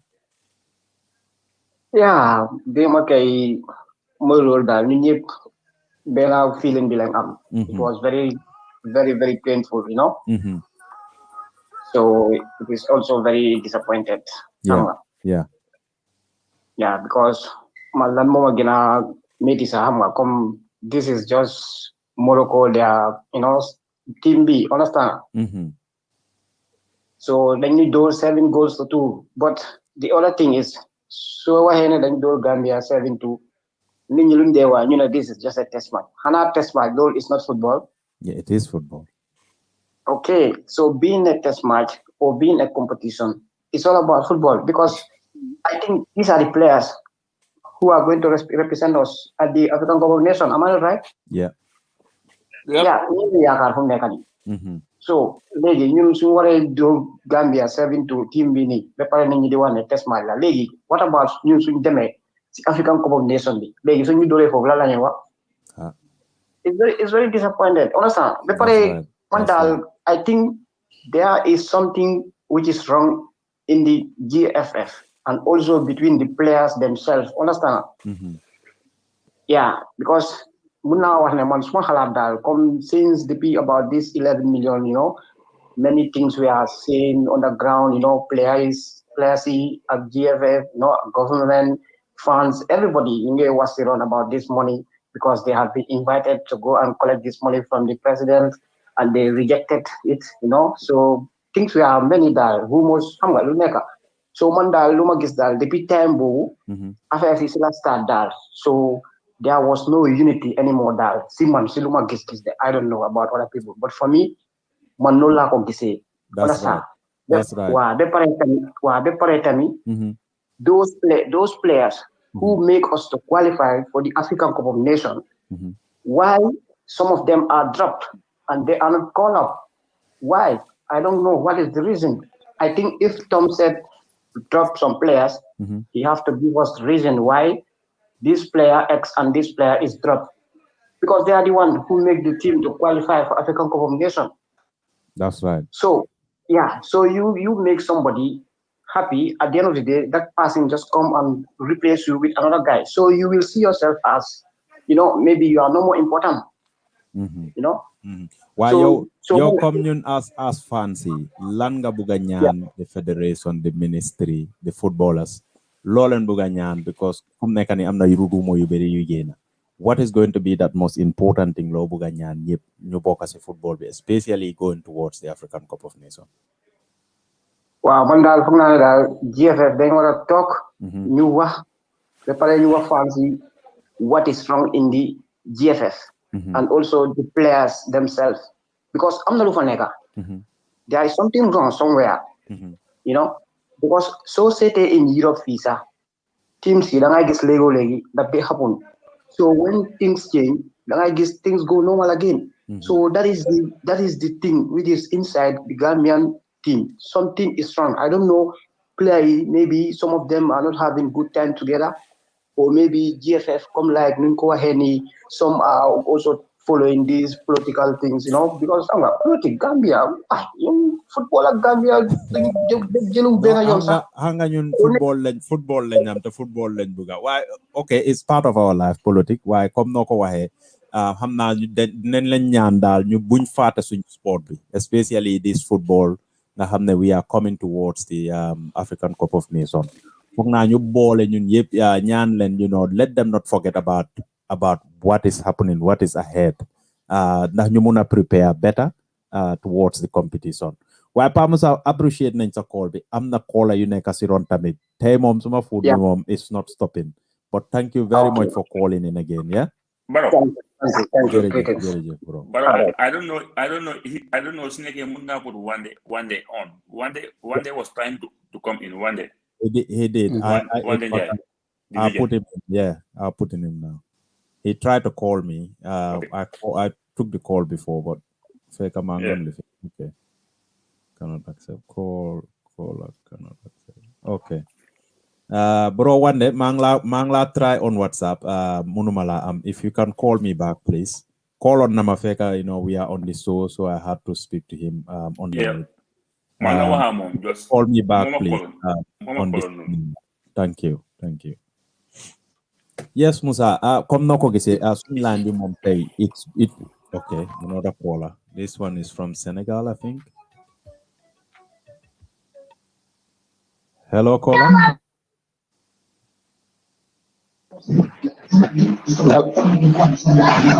Hello, caller.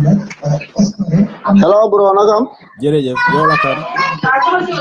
Wow, mala Modou Faye, maa ngi collé Dakar. Modou Faye, welcome to the show. Yeah, ñu ngi la callee Dakar by this time man rakala si Sirif Samba. Okay. Waaw maa ngi seetaan maa ngi ci live bi nii ah. Waaw yaa ngi live. Okay, good. So maa ngi nuyu Idrissa Sonko si biir. Mu ngi laa dégg. Waaw du nuyu bro yi nekk ci line bi maa ngi leen di seetaan man rakala si Sirif Samba. Jërëjëf. di seen Moda. Okay, waaye man lu ma si mun a jàngat yàgg naa koo wax am na seen benn koto boo xam ne mu ngi ci seen live bi. Yàgg naa wax si programme bi ni si test match bi am before test match bi. So okay, so affaire yi dee dem return di ba mu ma understand sa télé bi nga wàññi fi nga li ma si mun a wax mooy si gàttal. Waaw. Football yi Gambia Idrissa Sonko dama ko yaaga seetaan depuis 1997 maa ngi follow football yi Gambia. So then maaji démb bi man li ma si mun a jàngat. mun see wax parce que football léegi du caaxaan. ñun dañ am ay mag yu si jaar ba bàyyi jaar si ba bàyyi. te munuñ see gis njëriñ munuñu amul dara lu ñoo ñaan fédération bi. li leen war lañ war a def. because am nañ mag yu si waste seen time. Sirif Samba dafa dem ba nekk na taxi driver la léegi Gambia. dem nekk militaire en forces. lan moo ko indi waste of time boobu yëpp squati Gambia. léegi luñ mun a wax mooy Gambia yàlla dimbale nañu bañ qualified African Cup of Nations. fédération bi amul luñ leen mun a ñaan dañ war a def li leen war ci team yi Gambia bi. That's right. mooy ñoom am squad bu toll ni team bi démb maa ngi seetaan canal di xool Moussa Boro di ko gars yi di wane highlights. ñu ngi wax ci Gambien boo xam ne mu ngi Italie di toj Italie loolu ñu am contacté boobu ba pare xëy ñu dem jox ñu benn team boo xam ne under 20 la mu tuñu 7 goal. Waaw boobu métti na moom. bro dafa neexul ci xol pour ñu war koo wax. definitely suñ ko mënee seetaan suñ xol yi dafa bugg a jee bi ko dañoo wax ne li fi passé woon moo fi nekkaat ba tey. idi ñun dañ ko seetaan ba sona Ibu Sira dañ ko seetaan ba sona Jato Cissé di same thing rayante nañ ba bugg a dee pour Gambia qualified gars yi dañoo fay seen ticket ñëw Europe suñu waree dellu wax sax duñ leen delloo seen xaalis man am na iye boo xam ne suma broda ñëw na playal Gambia Sirif Samba te booba mu ngi play Gambia de passe bu mu ñibbi waatee ñib ci kër sax amut ko loolu bugg a continuer ba léegi fi sa ñaata at how many years yàlla dimbale ñu qualified ba iye bi ñu toll nii tey ñun ñu mun a waxuma laa dara sax waaye ñuy dem di jëli under 20 bro nañ waxante dëgg quand même. metti na moom. under 20 jàpp tiimi Gambia bi 7 goal man ban iya lañ musa dóor Gambia 7 goal ban iya la na ma ko idi wax. wala dëgg amul de musu nañu idi wax ne moom play na match boo xam ne Gambia dóor nañ ko 7-0 wala 7-2. I don't think so. non musu am. Sénégal lu mu am doole su tasee Gambia 2-1 la wala 1-0 wala 0-0 te Sénégal moo ñu ëpp doole si football. foofu. bro wax leen ñiy dégg. ñu ngi am striker yoo xam ne ñu ngi Europe mun nañoo play lan mooy problème yi coach bi mu naan Ali Sow bokkul si planam maa ngi ko doon teraan ama Buuba Jallow moo ko jëloon. du ma leen wax dëgg de suñu xol la ñoo waxee because ñun Gambia lañ bugga because ñu ngi fii Dakar te ñu ngi watch football yi Gambia every time. Man, sa platform how many years? This is Gambia Football Fans Forum or Gambia Football Fans TV. So this platform maa ngi dégg koto bi fans maa ngi dégg koto bi mu ngi laaj waa ji ne ko yow lan nga bugg a GFA bi lañ war a ñaan GFA amul lu ñu leen di ñaan. maa ko doon wax loolu. dañ ko war a def. ñaanuñu leen dara lu dul ñu jëlali ñu football yi ñu soxla coach bi suñu xaalis lañ ko. jërëjëf bro. am naa Idrissa Sonko bés bu ñu ko joxee tiimi Gambia bi moom nekk na si squad bi tey tiimi Sénégal bi kan moo ko amee Aliou Cissé. waaw. yéen a ngi fàttali ci Gabon bi moo play organise African Cup of Nations bi jël nañ seen nombre seen benn footballer boo xam ne mag la kooku ñaata at la amoon 40 something years la am last match am dafa score goal. Amara Traoré. bro nañ leen waxante dëgg suñ football bii fédération bi amul ñu leen di ñaan nañ téye suñ football bi jëli suñ player suñ soxla ñu ñëw player ñun loolu lañ soxla. Thank you very much. Jërëjëf. ok ñu ngi jégalu si loolu kon ñu ngi di gërëm yéen ñëpp. waaye neexu si xol ñu jëli Gambia under 20 muy ñëw di ñu dóor ay 7 goal. metti na moom definitely. 7 goal si under 20. Moussa Boro fu mu toog ngay seetaan canal yow maa ngi toog Dakar di seetaan canal gis Moussa Boro ñu ko wane si canal tubaab bi yëpp di wax si moom. definitely. No, dafa neexut ñu ne ban team lañ door team yi Musa Baro 7 goal kan moo leen door Morocco under 20 waaw boobu moom waaye saa waay ñii bu ñu yab waay ñii bu ñu yab dafa neexut man thank you jërëjëf Kola jërëjëf Baro. Gambian football. But this guy is my man.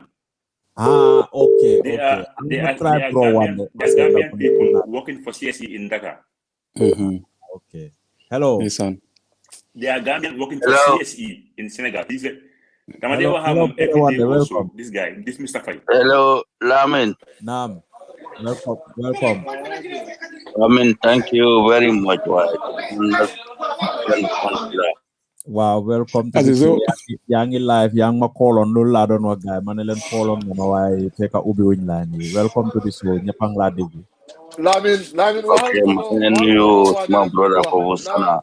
Kabib, the new Idi Boyo. Boy, Then program be trop. Para yenang give points so hamne. Quality points and is very important. So, Master ko about the national team. The executive be what are the way. Man, I don't understand really technical director be.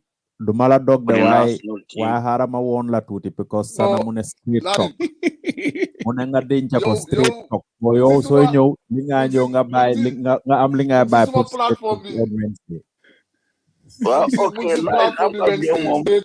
a program in Alerla. So you use where are we? Exactly. Yeah. Acha nyo ba lang kaduga. I think the structure Suneka with the federation. Lolo Lunwara talk discuss la.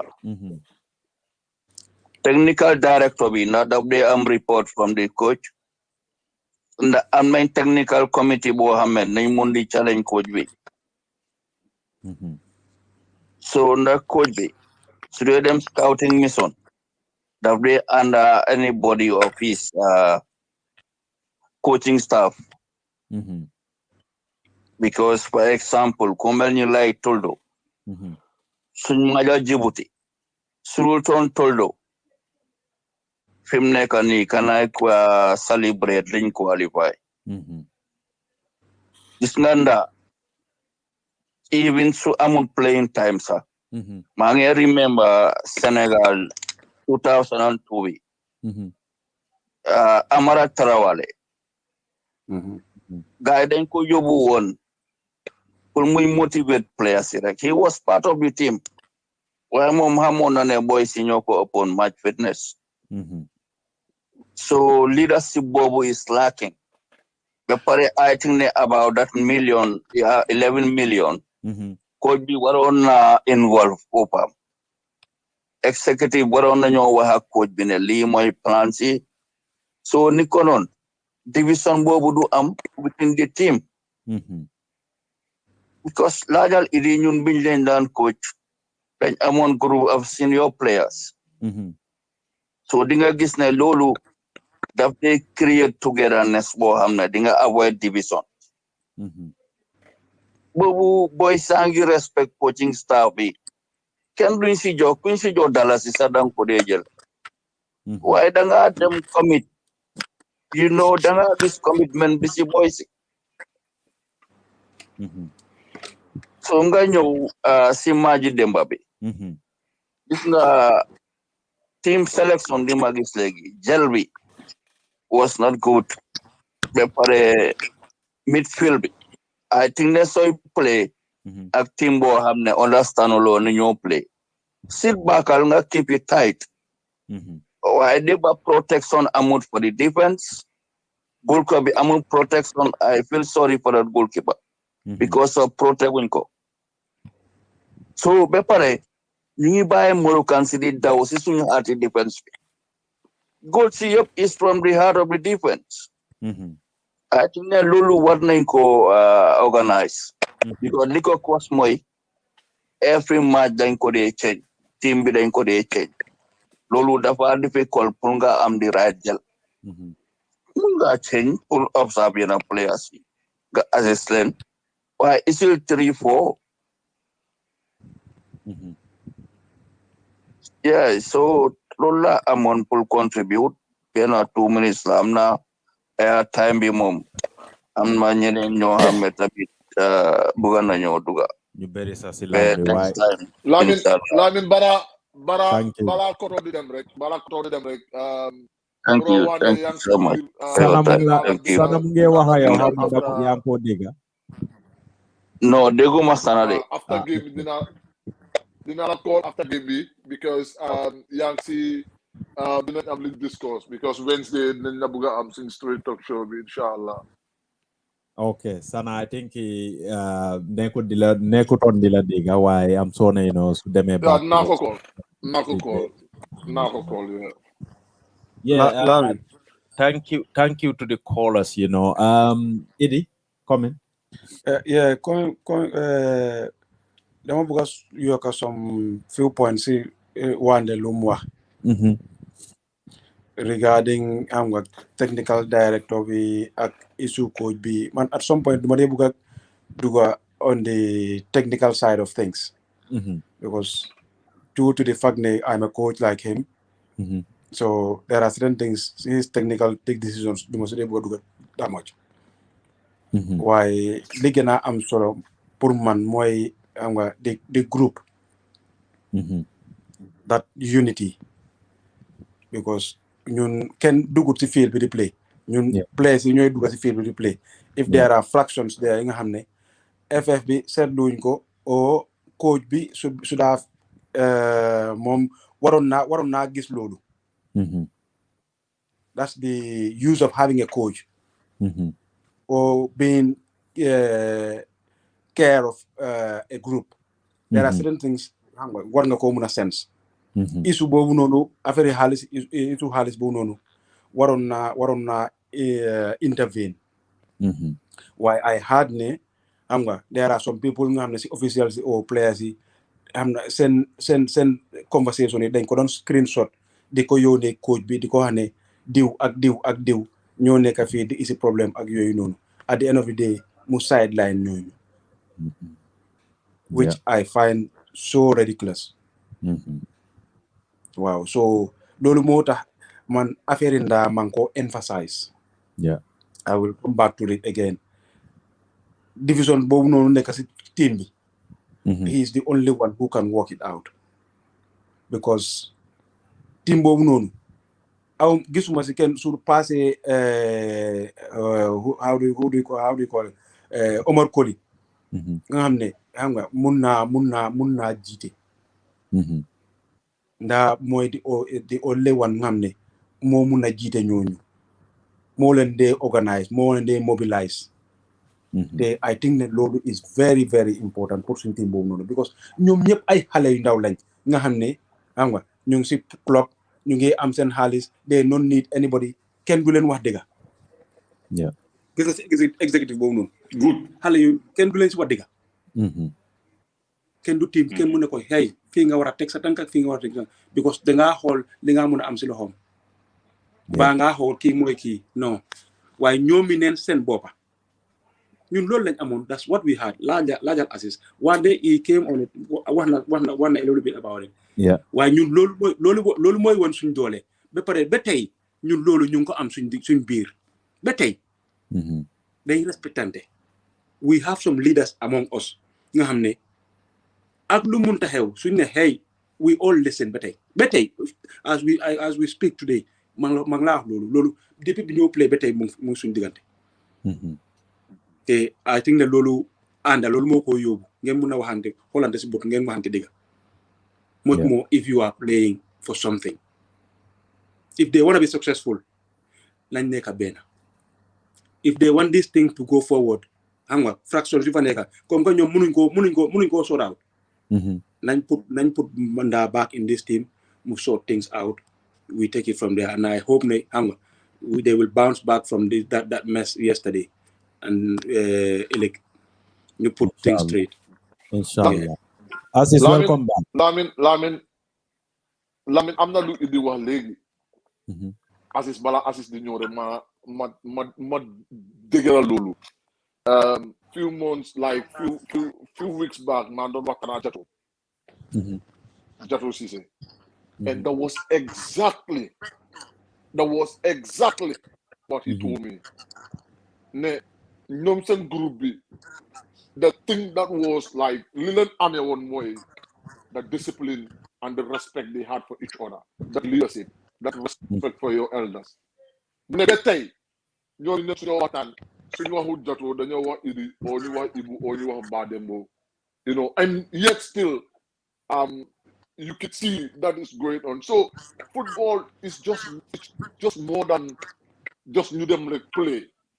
It's a way of life. It helps you to be a better person.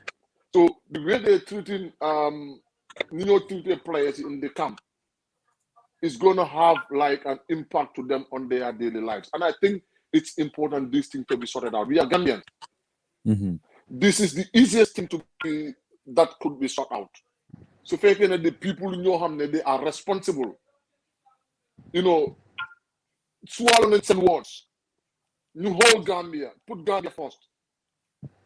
They could clean up this mess in a fraction of a second, and everything would come back to normal. That's very right.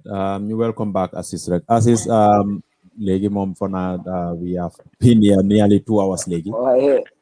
Yeah. This game the woman exercise. You need time on to you know. Game never over because I don't win 5-2. Oh, why? Exactly. Okay, ñu ngi am a very big mess when I'm on the first game. So fu ma laa lifine rek mooy ëllëg am nañ the opportunity pour ñu mun a make amends of lu happen on démb. What is gonna be your advice? Yow loo foog ne loolu lañ war a approché game ëllëg bi. Game ëllëg bi ni nga ko war a suñ demee ñu approché first game bi against under 23 bi suñ ko approché noonu dañoo demaat ñu amaat beneen heavy beating. ñu indi wax loolu baaxut suñ moral yi. non loolu baaxul fu mu nekk moral saa ngi zéro. Man démba wax naa ak koo xam ne mu ngi fi camp bi mu ne ma camp bi after gisuloo kenn ñu ngi laa woon ne ñoom before su gaa yi lekkaan sax su gaa yi reele wala gaa yi añ dañ dee mën a toog si restaurant bi ba gaa yi ñu ne ma ne dañoo tëj tay mën a gaa yi di jóg mu ne waaye léegi camp bi lu fa nekk ku lekk rek soo lekkee straight 1 minute sax doo ko bëgg a spend dangaa ku nekk bëgg a jóg dem. Loolu moo laa woon ne there is no unity. There is no leader. Dëgg la benn problème moo am dëgg la mun leen a nekk friends bu leen nekk friends ñëpp mun ñoo nekk xarit ak everybody waaye respectante leen ngeen ñëw ngeen nekk together ngeen xam ne fu nekk nii lii Gambia la benn one week ngeen dee dem training camp because gars yi dañ mën a toog di waxtaan WhatsApp di waxtaan seen WhatsApp bi sax loolu amatul dégg naa am na ñoo xam ne de left seen WhatsApp groupe bi imaginal problème bi GFF number one problème bi ñoom ñoo ko isi ak coach bi because mun loo nekk nit sooy kool nit di laaj nit lan la kii wax dafa da kooku dafa nekk fenkat mag dangaa nekk mag mun loo ñëw ngeen wax ñun ñëpp góor tam dafa nekk góor ñun ñëpp suñu ñëwee ñu toog ñu wax man ak Idi ak Moussa ñu wax ñu ne ñun ñëpp li ñoo def man waruma génn man ma dem di génn di wax ñun lan lañ wax man ma génn dem di ko man ma ko screenshot yow ma ko dem di ko seen keneen so yooyu noonu is not done coach bi tamit maa di ëllëg bi ne ñëw ñu respect suñu opponent si ñu xam ne team boobu tamit is a big team ñoom demoon nañ African Cup xanaa bi mooy second time bi mooy third time lu mu bon Sierra Leone ñoom tamit is a big team ñu ñëw ñu approach game bi very good man daal loolu am ñu approach ko ñu ëllëg lii la ba pare coach bi di vol da ñëw mu ñëw play ëllëg bu mu fu ñëw di play ay ñetti six nañ play ñu am off ñu offen ñun saa ñu offene dañ di am dara waaye team coach bi saa yu nekk di defend rek problème moo dee happen loolu moo dee happen maa ngi dégg waa mu ngi wax ne waaw defense bi coach démba yow goalkeeper bi protecting ko goalkeeper bi démb la woon am the best protection because mënuma understand coach bi ñetti six la teg su ko ñetti six yooyu ball si mu doon demee left right center ñu ñoo score which is very bad which is very poor so élève daal dañ lu ñu war dafa poor élève daal the best result lu ñu war a am mu yow moo nekk win ñu play bu baax man sax man xam nga Lamine man bañu ma yow nga dem play ñu win la waaye ñu win la nga play waaye ñu win la play wuloo seen body language yi ñoom ñëpp da ngaa gis seen body language yi it was very very bad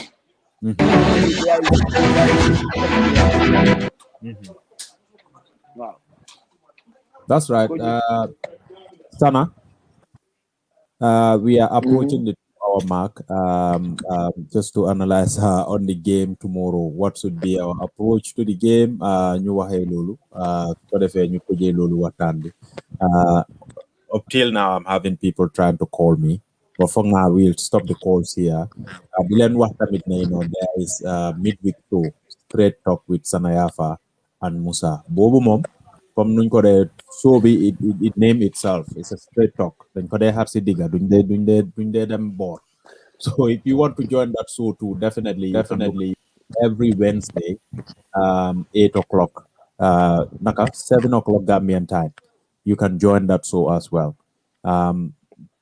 better dinañ continuer ak suñ weekly Friday show bi inshallah waaye boobu show bu ees la boo xam ne Sana will be inviting legends people who have got involved in Gambian football, people who have got interest in Gambian football, they will all come and they will talk their mind about Gambian football. You look up that one.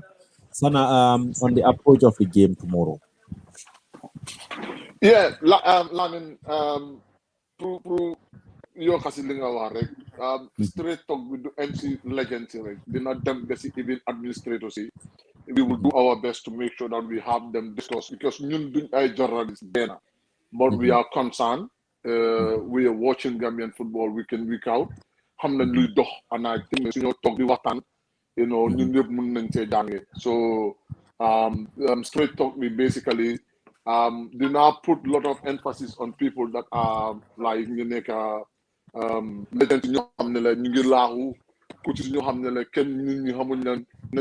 uncover uncover we will be discussing issues and even also the GFF football stakeholders administrators the executive everybody will have its time living and invite so so anyway see gave me I'm sorry gave me Allegri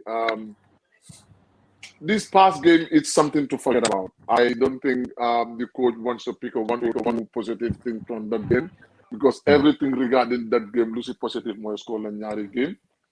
And but like they said, if you look at it, even Chupekene, you look at the game at the defensive point of view. One that talked about protection, the goalkeeper should have been more protected, yes, but it wasn't happening even where we were playing with three midfield six and they're all defensive oriented. We still could not have that protection. That says everything about the team.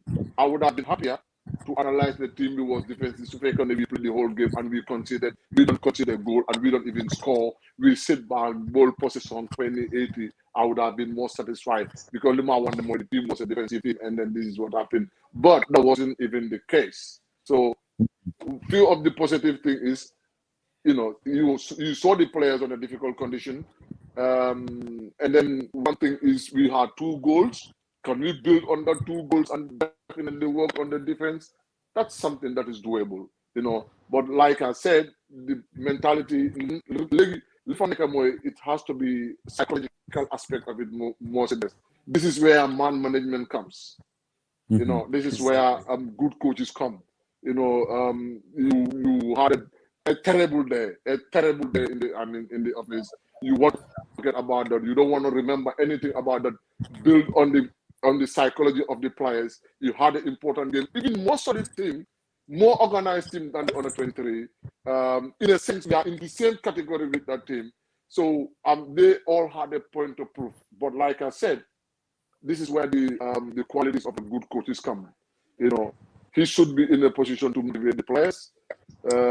His players, the way he was motivating them, let him take reference from that. Let him sit back and reflect, okay, Gabon, Gambia, or Angola, Biri, Angola, Gambia, can we reflect on that performance? Yes, we can reflect on that performance. And we want to take reference from that game, and these are the components that we wanted to work on. I think those are things that he has to put into consideration. But regarding the start of this training camp, it's not positive. It's very, very bad, but we want to forget it. We don't want to dwell on it much because it's a lesson learned as far as we are concerned. It's a lesson learned. We have to move on. This is giving everybody an opportunity to look at yourself as the coach, as the player, as the team manager, as the GFF, for everybody to reflect on your own performance in your own areas. In that way, I'm sure that, if the coach is smart, he would have a proper team talk.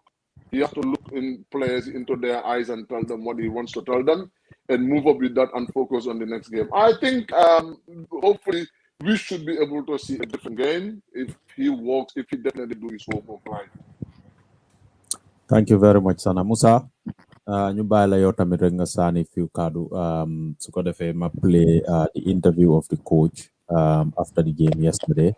Ñu tëjee waxtaan bi foofu jox gaay dig daje on Wednesday on the Straight Talk. No, Lamin so play interview coach bi Musa su waxee nga play interview coach bi and then as is these two people are in two capacities. Playing international team, they were there, they feel they know it, and now they're all working as a coach, and they will have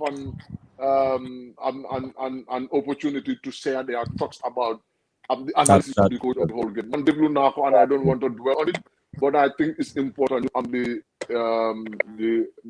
thoughts of our guests. I tell you what, I'll play that interview. So ko defee ñoom ñu analyze loolu then ñu tëjee foofu. I'll try and play that one. Some minutes. No, I think first of all we have to say that we are very disappointed with this performance and sure also with this result. We never underestimate the team. I think that we know that Morocco is a strong team and it's not the case. A lot of professionals also from our goal.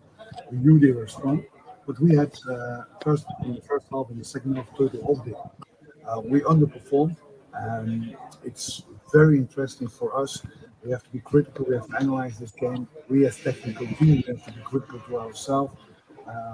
The players, each individual has to be critical. I don't blame anyone, but I think it's the right moment that this happens. I think in one way, I'm not happy, but on the other side, I'm happy it happens now, because if this happens in AFCON, then it's really a catastrophe. Now it's not a catastrophe.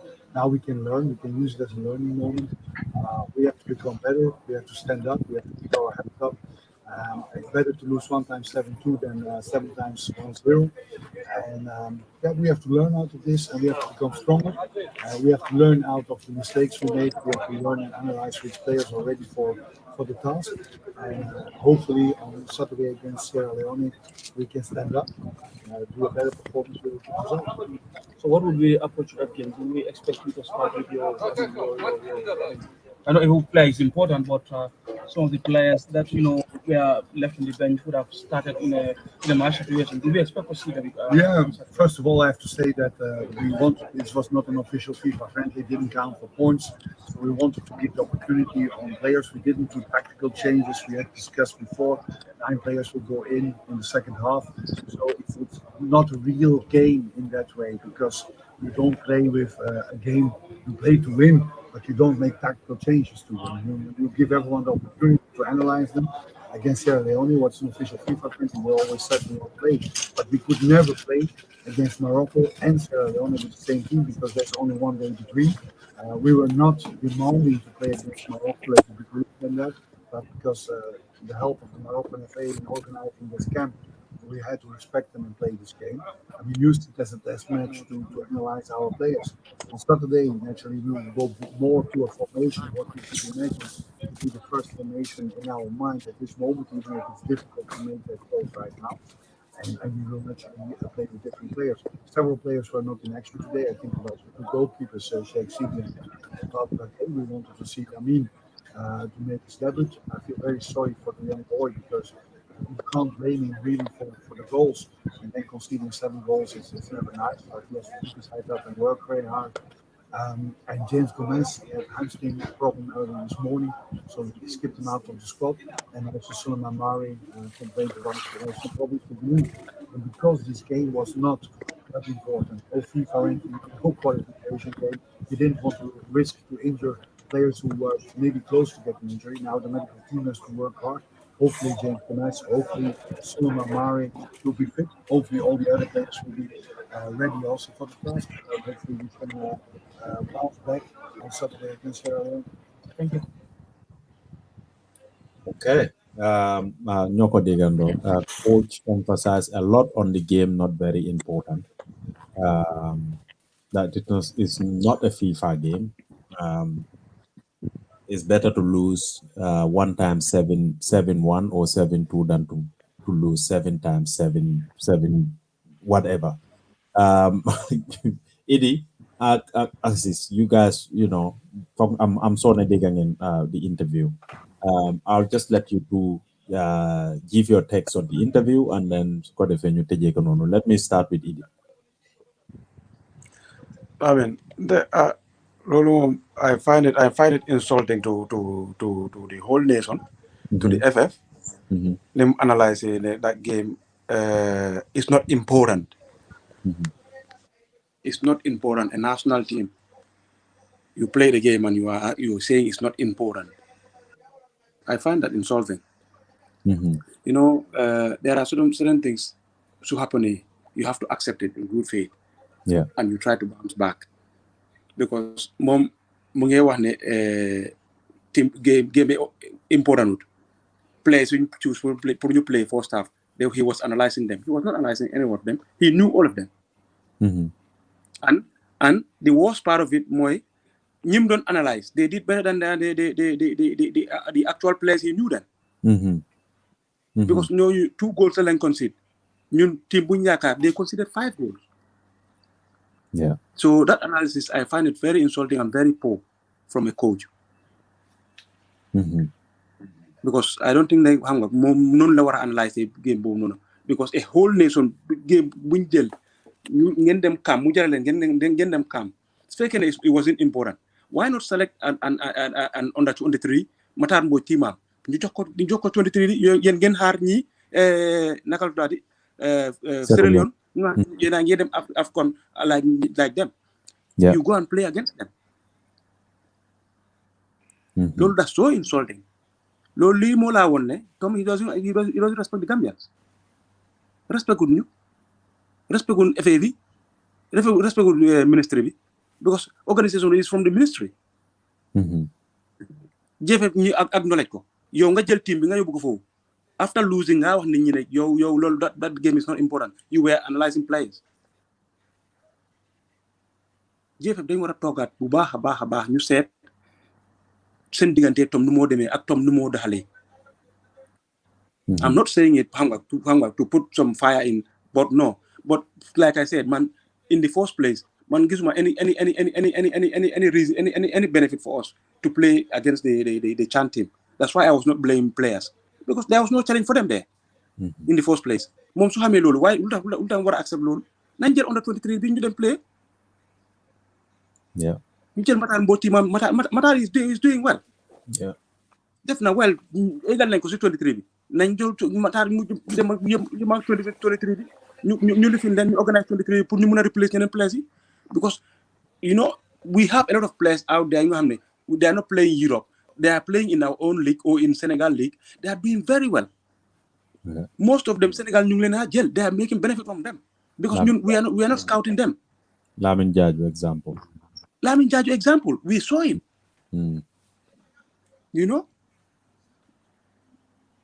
That's right. Anyway, for like Buguma elaborate that much. Why? Because we have a game ahead. But I expect them to bounce back tomorrow because it's a better challenge than last game. And I'm the team. I'm the capacity to challenge top level players. Gis nañ ko qualification. We have the talent. We have the capacity. Why? is how to get the best out of them. Loolu moo ci des.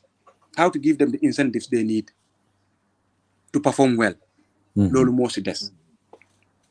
Ba pare dinaa jël opportunité bi ñi xoolal si ñu duggoon xam nga ñu wax about ñun suñ situation. Blaming us xam nga not to coming back. Understand naa seen situation, understand naa seen frustration. Why? Maa ngi leen a ñaan let them bear with us because like Sana said, he knew xam nga ñoom xëy na xamuñ. How difficult things are. There is no possibility for us to break in that place. Why ñu ngi def everything. Su yoon bu yooni kanam bi suñu mënutee jaaree foofu.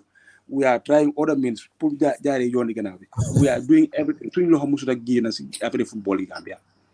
Ñun buñ xamee suñu bopp ba tey. We are trying every single thing. Su fekkee ne mënuñ koo def directly, we are doing it indirectly. So nañ ko understand noonu. Ba pare ñu understand ne ñun ñëpp mën a ñëw back xam nga. ñun nekk si été bi waa o mbaa ñu nekk in the system. It's gonna be impossible. Why? Still bàyyiwuñ dara. We are doing luñ mun ak luñ munut.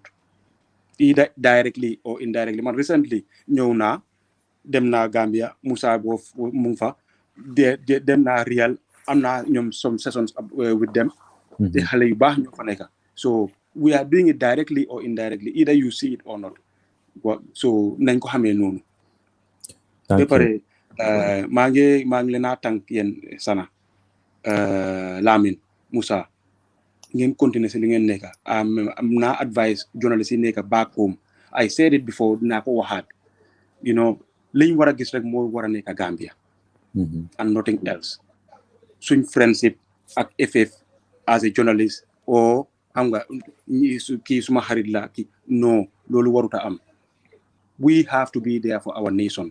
Loolu yóbbu réew bi kanam ngeen nekk foofu ak gaay ngeen a dogo gaay will not get you anywhere. As a journalist I'm thanking Lamin Cham seetut boti kenn ida nga nekk xaritam since I knew him when I was playing te Lamin Cham boobu noonu naa gis so gis nañ Lamin Cham fan la eega suñ buggee nekk journalist ñu bëgg a nekk into football you have to do the right thing. Nañ gis Gambia. We have to be responsible. ñoom ñoo fa war a nekk ñoom ñoo war a xam the in and out of what is going on in Gambian football. Ba pare ñu feeñal ko. Dëgg moom dëgg rek la. ñu nekk si GFF rek ñun ñëpp ay suñ mbokk lañ ay suñ friends lañ waaye every day dinañ wax su fekkee ne baax na dinañ leen wax ne baax na su fekkee ne baaxut dinañ wax ne baaxut. I think ne nit soo nekkee si dara loolu ngaa bëgg a def loolu ngaa war a def. soo buggee egga feena yow su fekkee bugguloo egga feena nañ push Gambia pour mu egga to the high heights. We have to do it collectively. ñi fa responsible nañ make sure ne they do the right thing suñ defu the right thing we have to call them out.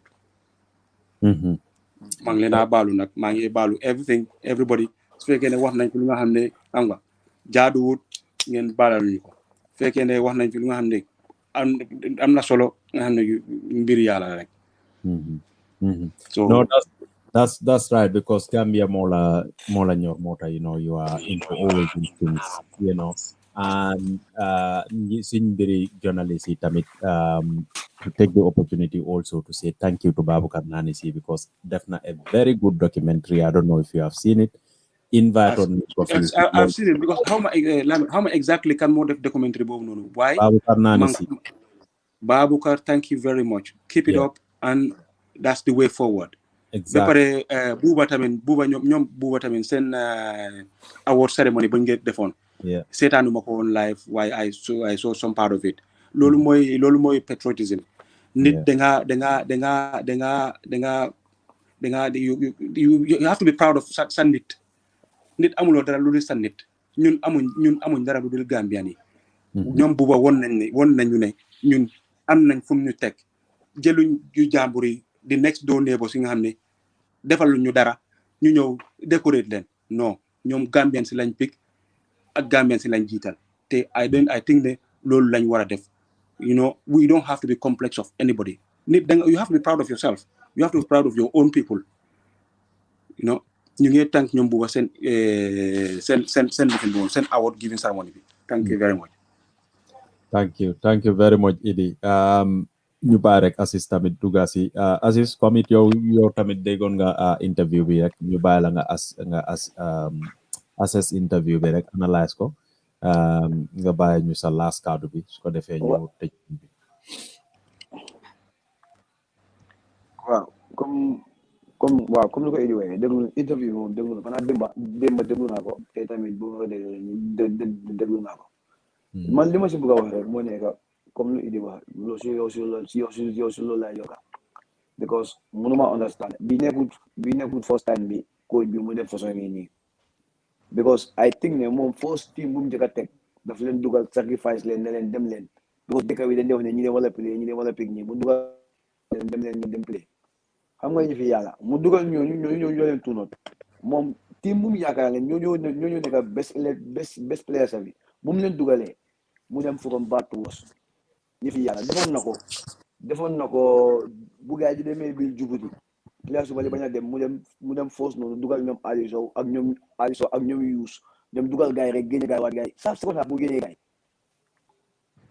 so mu ñëwaat mu defaat same thing ba pare lu ko naka la Idi waxee naka ngay waxee ne game bi important lii nekkul FIFA calendar because of win nañu 7-0 ñu kenn bëggut pour ñu win 7-0 waaye win nañu 7-0 mu ne nekkul FIFA calendar waaye moom daf dee compter win yi nga xam ne nekkul FIFA calendar play na fi against Morocco nekkutoon FIFA calendar waaye yooyu yëpp ko dee compter moom dafa win lii so lan moo tax mu war a ñëw toog te ñu win ñu 7-0 muy toog di wane lii nekkul FIFA calendar loo ko playé ku lu Idi wax dama isi on a 23 team bu ñun kii ñun mun loo ñëw bu ñu coach bi bu ñu nax mun naa nax ñu nekk si FA bi waaye ñun coach bi mënuñoo nax man gis nga bu ma di demee on loolu laay wax si ma ne leen dafa ñëw génn ne li nekkul FIFA calendar lii yow lii gars yi duñ ko count after yow suñoo count ranking bi duñ ko count waaye ñun xam ne ñun dañu dóor 7-2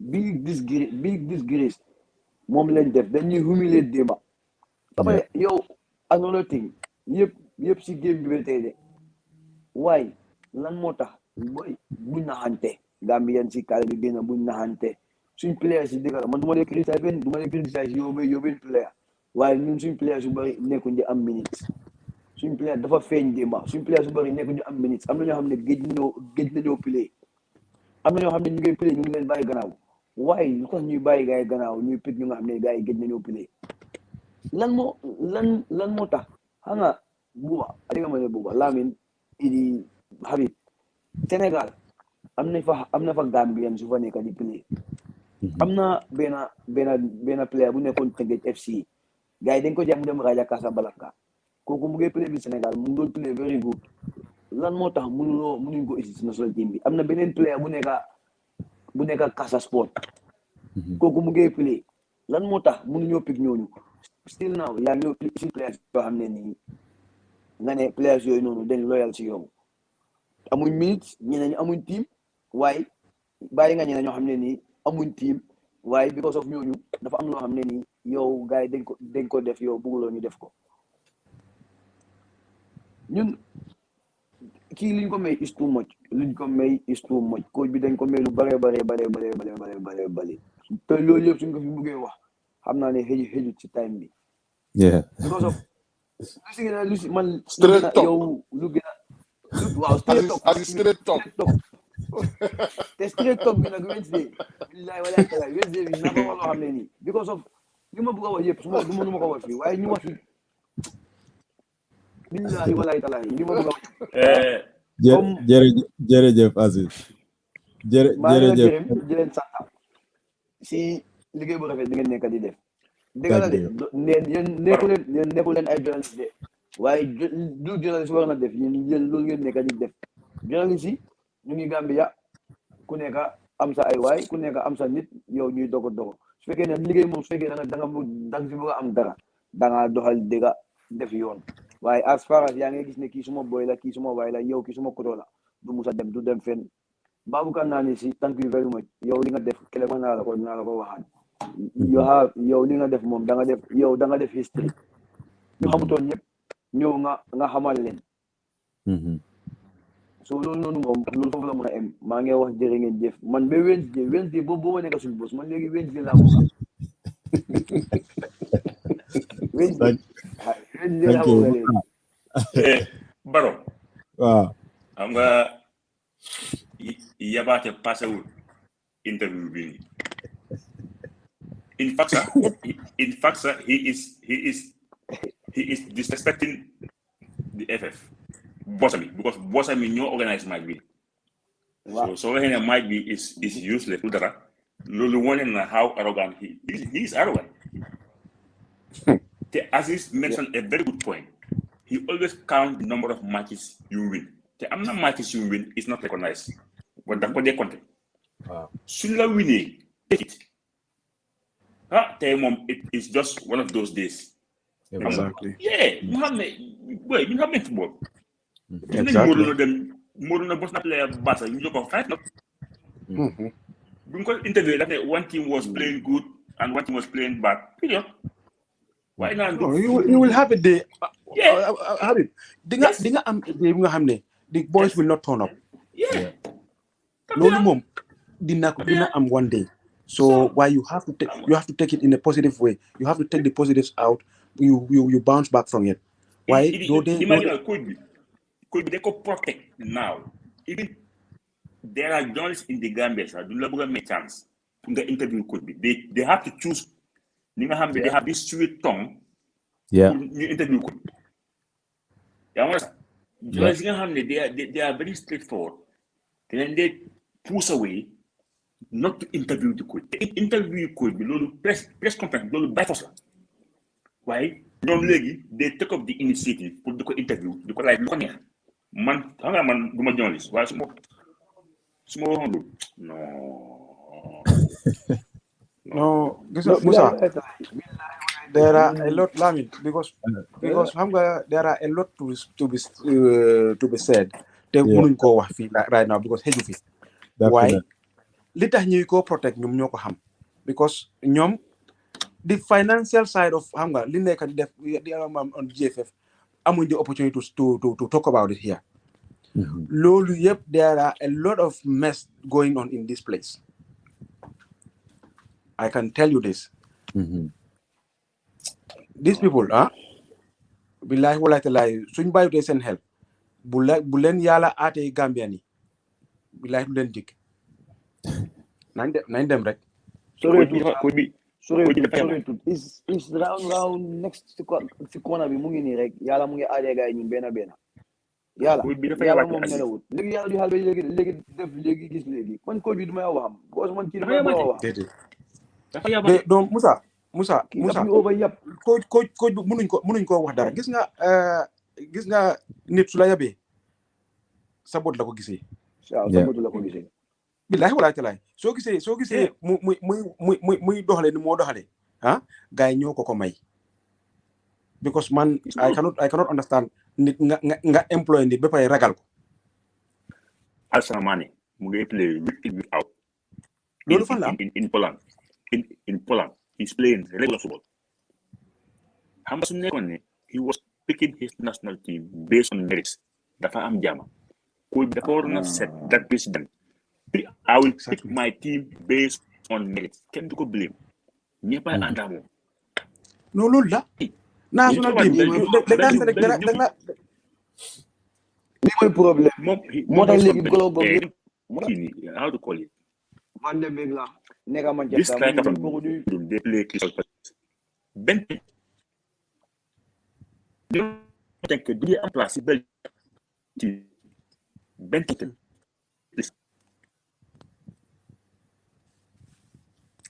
Musa sa signal bangi bon na kaw ma fan nga nek sa side ni hello Musa okay lost nañ Musa anyway sana dem na lost nañ Musa why we are beyond 2 hours now thank you very much especially to our guests allowing us to keep you here for 2 hours to talk about Gambian football comme numa ko waxe rek Wednesday Sana has his own so straight talk nak doore nako mo nani ñoko door the interview lifi naka documentary nani bi won was a groundbreaker for him you guys are welcome. Everyone is welcome on that. So please keep an eye on it every Wednesday, inshallah. Dingen ko am fi 7 o'clock Gambian time. Dylan Warek, thank you once again. Until next week, Friday, we'll be back here again. Hashtag Know Your Footballers. Fog na Musa moy try di duga. Musa, signal bi dafa demoon foog naa bii kay ñu bàyyi la nga bàyyi sa last kàddu yi rek su ko defee ñu bàyyi suñ ges yi tamit it's been 2 hours léegi ñu ngi téye gaay fii ba Wednesday inshallah. lu ñoo wax rek mooy na Gambian si change seen mindset ñoo xam ne Gambians belongs to we coach bi boo gisee ñu win ko 7-2 mu ne it's not important because moom dafa naaw Belgium moom ñëwul Banjul su ñëwoon Banjul ba gis how sad we are nga xam ne 7-2 boobu it's very, very humiliating. But he's going back from there to Belgium. We enjoy life. That's it. So he don't care. I had a now new in 7-2. Till the end of time. Till the end of time. It's in the archives. Definitely. So, anyway, it was nice. It was nice to have. Loolu mu ngi si YouTube bi te rek am na ku ñëw di ma ne xaaral ma seetaan naa highlight man ne ko hey man la lay seetaan si man suma benn boy dafa download the whole game send na ma highlights anyway once again we are happy I'm not benn Moroccan suma team. Okay. Def ma def a live in stock on the training ground. I swear down. Robin. But lan la ko wax. What can I tell him? Nothing. Well, anyway, I blame players. Anyway, blame anyway.